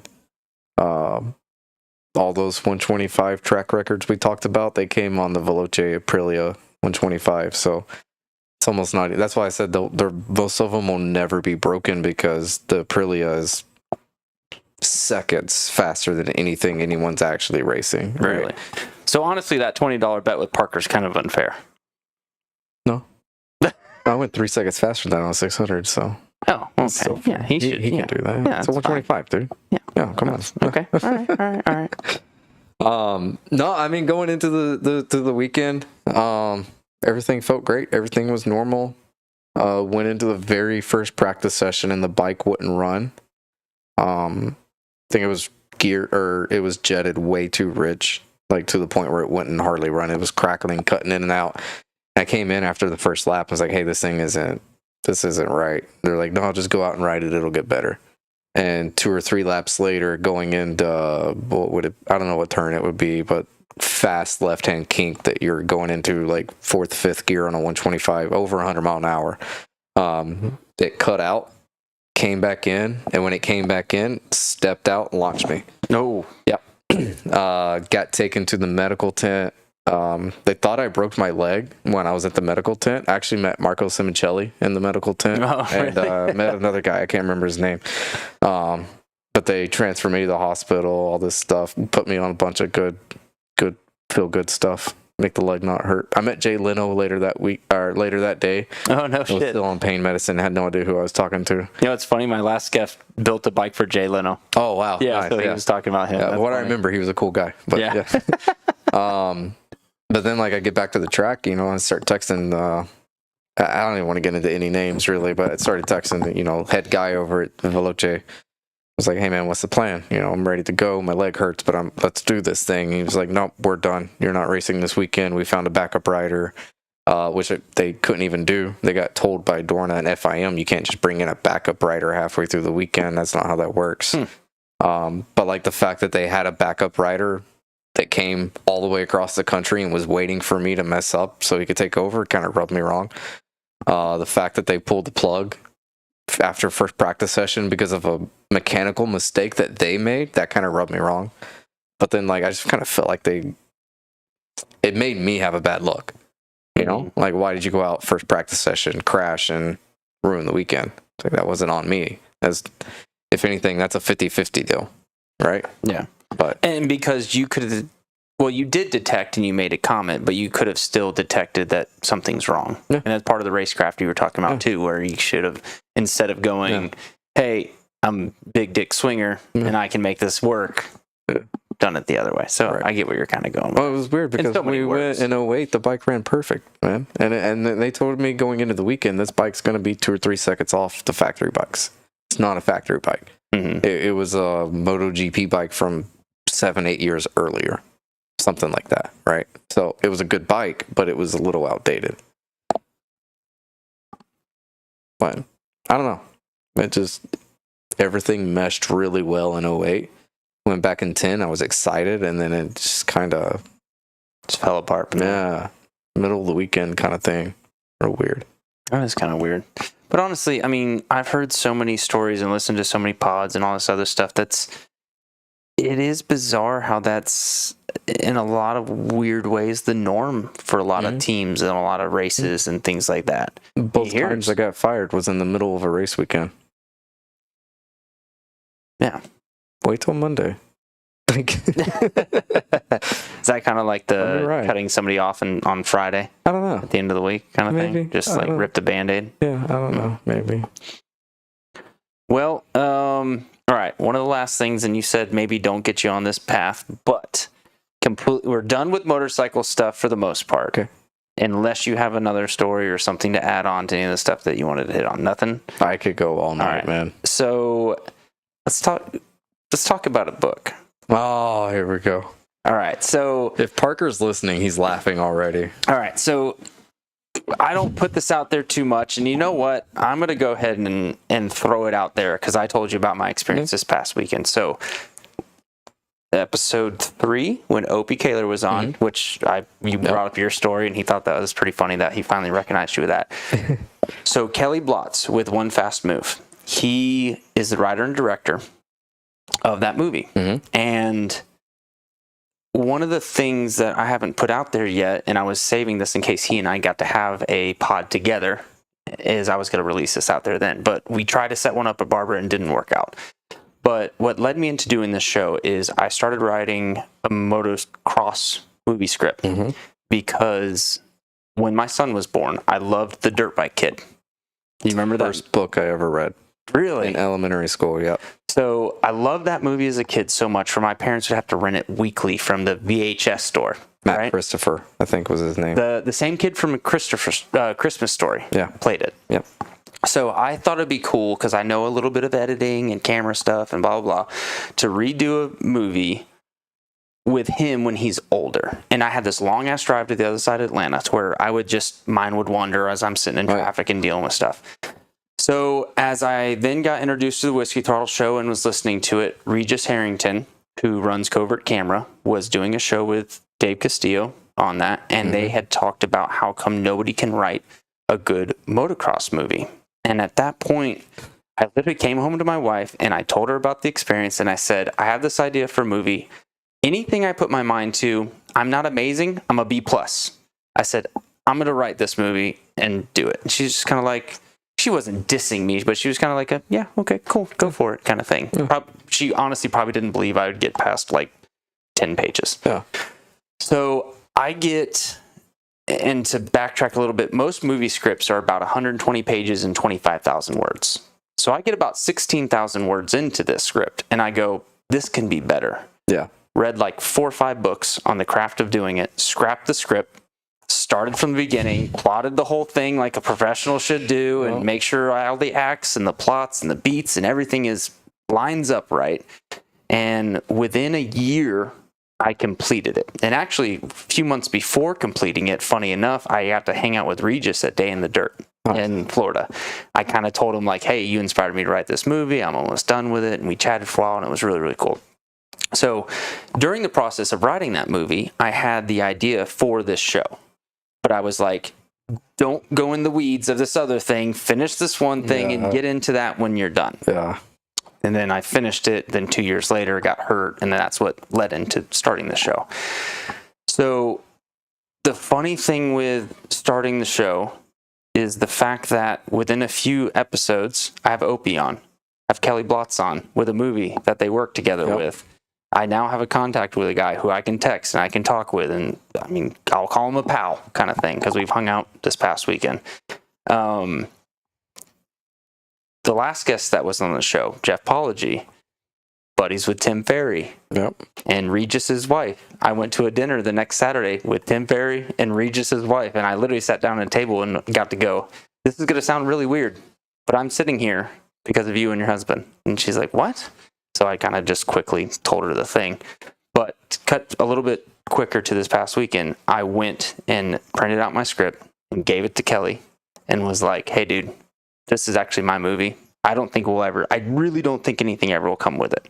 But you miss all the shots that you don't take. Right. So I literally handed him that, and it was just really cool. I gave him a little bit of the spiel like I just did right here, and he was blown away because the fact that he said most people have an idea and not do anything with it. Right. So, yeah.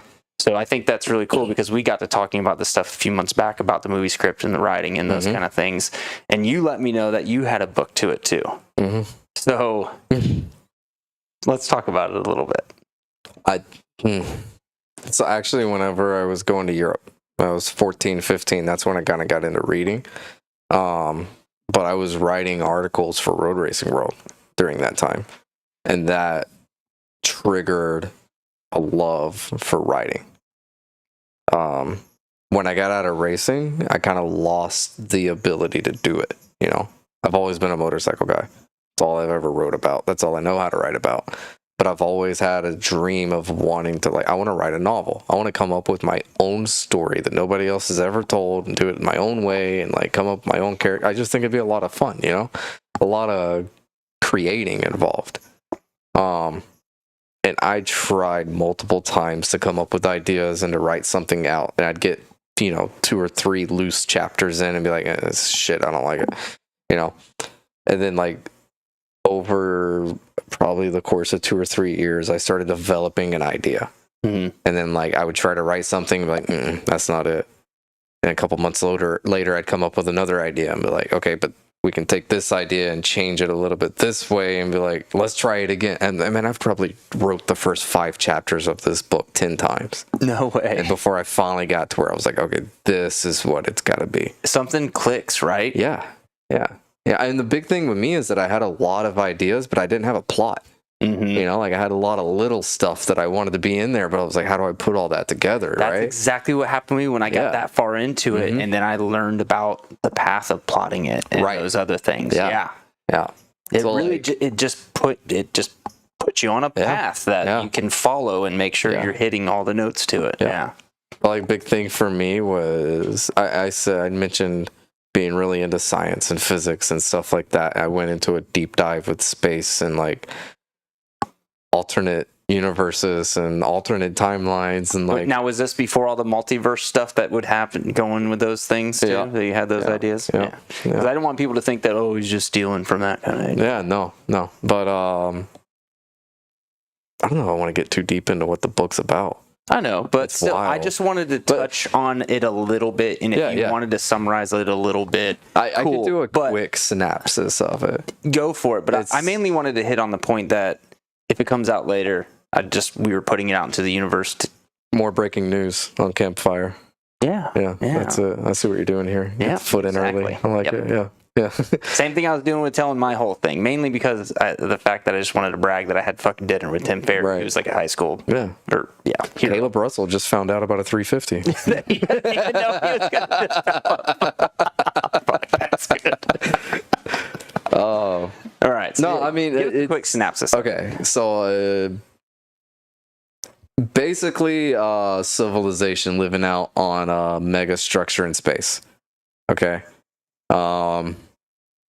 First chapter, guy's going to his best friend's funeral.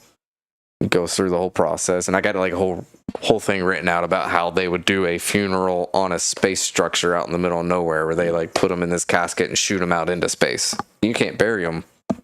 No, everything there's made of metal and glass, right? So, and then dude walks out of the funeral home and gets a text from his friend that they just had the funeral from, saying, "Meet me here." So, okay, he goes over to this place, meets him. Dude hands him a box. Guy opens the box, starts looking in it, pulls something out, is looking at all that, looks up, his buddy's gone. And he starts messing with this thing, pops open, pulls a card out, it's got an address on it. Then goes to the address. On the address, on the card, it's got a logo. He looks down on the sidewalk, seems same logo. Walks into the building, has to go through a whole series of crazy tests, like dropping down through different floors, doing this, like, there's a slot machine involved at one point, like just random stuff, right?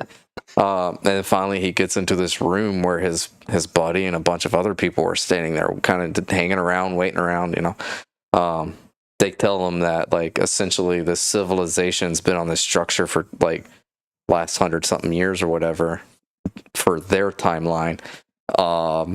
they were supposed to go back to their planet at a certain time, but their captain's gone missing. They can't find him. They have no idea what's happened to him. They found out that captain is on a planet that, oh man, it gets deep. It's hard to explain, really. Well, yeah, you can't give away all of it. But Well, basically, this dude is on this planet, but there's 8 billion people on this planet, right? And they find out that every single living person on that planet is the same person reincarnating. And every time he reincarnates, he goes back into the same world, same life with all those other people. All those other people around him are just lives that he's lived in the past. He's going back through and living it through the lens of somebody else, right? So my idea was every person that you treat like shit, everyone you yell at, you don't know, stranger, whatever, somebody cuts you off, you're sitting there yelling at them. The idea is what if that was you? Right? Okay. And that's kind of what you're going, the whole psychological thing of it, where this guy's living this life having no idea that these people that he's in love with, the people that he hates, the people that he sees walking down the street and never meets were actually lives that he lived at some point. Right? Huh. But the whole idea is that he's actually stuck in a prison because somebody else has put him there. And their whole goal is to go back and find the version of him that is the live version right then, and not the NPC. You know what I mean? Yeah. Right. They got to find that version of him and say, "Hey, we need you to come with us," kind of thing. We need to get you out of here, help you escape. And that's what I told you earlier. They go back to 3 different times, right? You got one that's going to go to the future, one that goes to 1985, and one goes back to ancient times. Yeah. So that I can kind of tell the story of different people's lives through different time zones. And I don't know, man. And what was really interesting with the fact, because I started getting into the weeds a little bit with mine, and I told you what I used to write mine was real stories that have happened in life. Yeah. And you went into the rabbit hole of I did the same thing. Yeah. You want, because that's what really I think will connect a lot, the truth will connect a lot of people. There's no better storyteller than the universe. Yeah. The stuff you can't come up with is the stuff that's happening around you every day. I remember somebody a long time ago, I think it was Zach Thurston's dad, Van, at a regional or area in Virginia, and this stuck with me. It was there's a story that's too crazy to be true, it is 100% to be true. You know what I mean? That's the one. Yeah, there's something that you're just there's no way that happened. It 100% happened, kind of thing. But yeah, I don't know. I'm excited for you to kind of get that. I wanted to honestly put it out there because it was honestly when I told you, on the spot now, I have to do it. You have to do it. But I was kind of hemming and hawing about finish mine because I was a little bit worried about it, right? And when I talked with Regis, and I was probably more than 3/4 of the way through it, I was I told him about it. I got to finish this now, right? Kind of thing. Yeah. And it forced me to finish it. Yeah. I remember sitting in bed until 11:30 at night, just hammering away on my keyboard. My wife's "Are you writing a fucking novel?" That was one of the things I wanted to hit on. It's not some short script. No. So like I said, 120 pages, 25,000 words. Yeah. Mine's 176 pages and 38,000 words. Yeah. So. Oh yeah, you sent it to me. There's a reason I haven't read it all yet. Yeah, that's big. Yeah. That's what she said. Yeah. But no, I just like I said, I kind of wanted to just point this out there because if it does somehow happen, I want to pull this clip. Yeah, absolutely. And same thing when you finish that book. We're gonna pull this clip. Yeah. And we're gonna sit around a campfire. We're gonna cuddle up some s'mores. And we're gonna read it together, end to end. Maybe not. That sounds a little gay. It's gonna take a week. But no, man. Yeah, I'm excited for that. I'm looking forward to getting to do some more rides and races with you. Like I said, this is bizarre because, like I said, we've never even got to hang out really until tonight. But there's so many weird connections that I can tell why we've been cool at a distance. 100%. So. But all right. Well, what else do we want to touch on before we end this show? I can't think of anything else. I got one thing. Hit it. If you guys want to see me going racing next year, I need to start moving some units. We got Gold Wings on sale. We got Pioneers on sale. Come see me. Hit them up. Come see me. Southern Honda Power Sports. What's this? Is a camera? Yeah, here. I'll put it on that for you. Can they see it? Right there. Southern Honda Power Sports. Ask for Kris. Got deals on everything. Not Big Ham. Here's the thing, though. Like, there's a reason that we're the biggest Honda dealership in the world. We have 0 dealer fees, no dock prep setup, nothing. Just MSRP plus tax. We got stuff on sale right now. We can get you out the door for less than MSRP. Cool. You want a Honda? Come see me. I want to go race next year. There's nothing wrong with a shameless plug. Need tire And in money. fact, you know what I just remembered from a shameless plug? Hold on. Wait. These stories are brought to you by On-Road Riders. Get on the road safely with On-Road Riders. They offer Georgia-certified training through the Motorcycle Safety Foundation Basic Rider Course on both 2-wheels and 3-wheel motorcycles, enabling you to obtain your motorcycle license hassle-free. Their mission is to instill essential skills for safe motorcycle operation and save lives. You'll learn from certified coaches covering everything from clutch friction zone techniques to obstacle avoidance. They currently have 2 convenient locations, Mountain Motorsports in Conyers and Georgia's Best Fireworks in Villageville. At just 16 years old, with parental consent, you can enroll and upon a successful completion, receive a waiver for your Georgia DDS motorcycle license. Visit onroadriders.com to start riding safely today. Almost dropped the ball on that one and forgot to play one of my sponsor bits. So I greatly appreciate everybody listening or watching. Tune in 2 weeks from now. 2 weeks from now is on Halloween, so I'm going to try to do a show either the day before or the day after, or pre-record one this weekend at a race. And but no, thank you, Kris, for coming in. It was great to hang out with you, man, and hear your story. And we're going to have you in soon with Will or with some other people after we kidnap some people. And that would be a good one. Definitely. That guy's got some stories. Come after round 4 or whatever works out next season. We're going to get you in again too, and get to hear some cool tales from that. So heck yeah. But again, thanks for watching and listening. Oh, please, I am out of stories. If you have a cool motorcycle story or video, send it in 844-789-2367. Anytime, day or night, leave a message. It gives you entries into a dirt bike. You will earn the same entries that this guy got today for coming in studio. I know he doesn't want you to do it because he wants more entries for himself. He's selfish. Don't let that happen, people. All right, we're going to cut it off. We're going to let you listen to my kid's first time riding a dirt bike on a real track at Fannin County. Nice. I recorded this on Cut Cane Road as we were coming out because he was all hyped up about riding his first dirt bike. That's what Fannin County gets you. Yeah. Yeah, I tried to ride with you a few weeks ago, and you're like, I fucking broke my collarbone. Oh, I was hurt. All right. Ta-ta.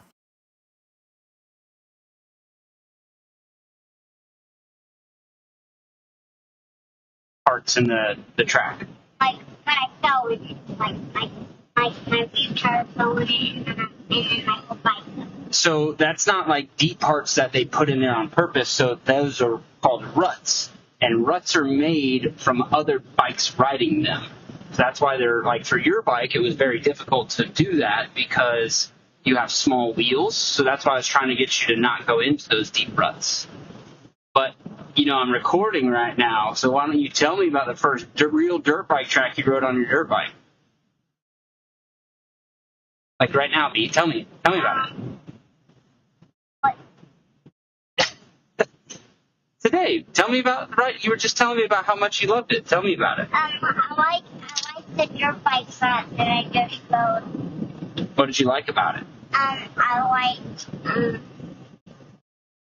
like the whole thing. Whole thing? Was it real fun to go up the big jumps? Yeah, and even though I crashed, the dirt was soft. Yeah. How many times do you think you crashed? 7.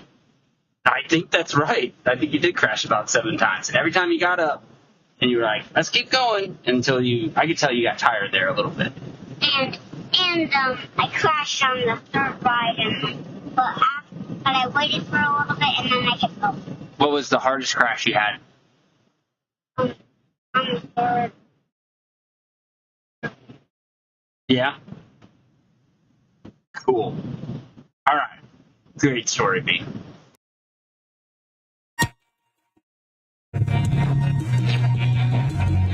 You wanna talk about a leap fit? A knockoff shot it in the darkness. Flip cups and rolling dice. We gave no fucks now who thinks twice, yeah.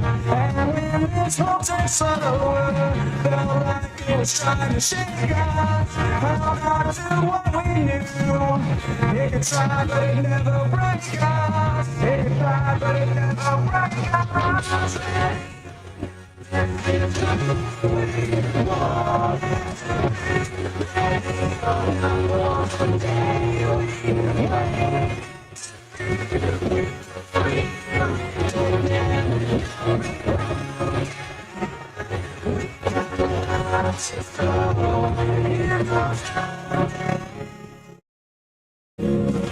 It's almost coming up, like we can't function on this level. You laugh at who we are, you're the joke that's taken too far. So where's complexion over? We won't let them take us down. We just keep getting closer, getting used to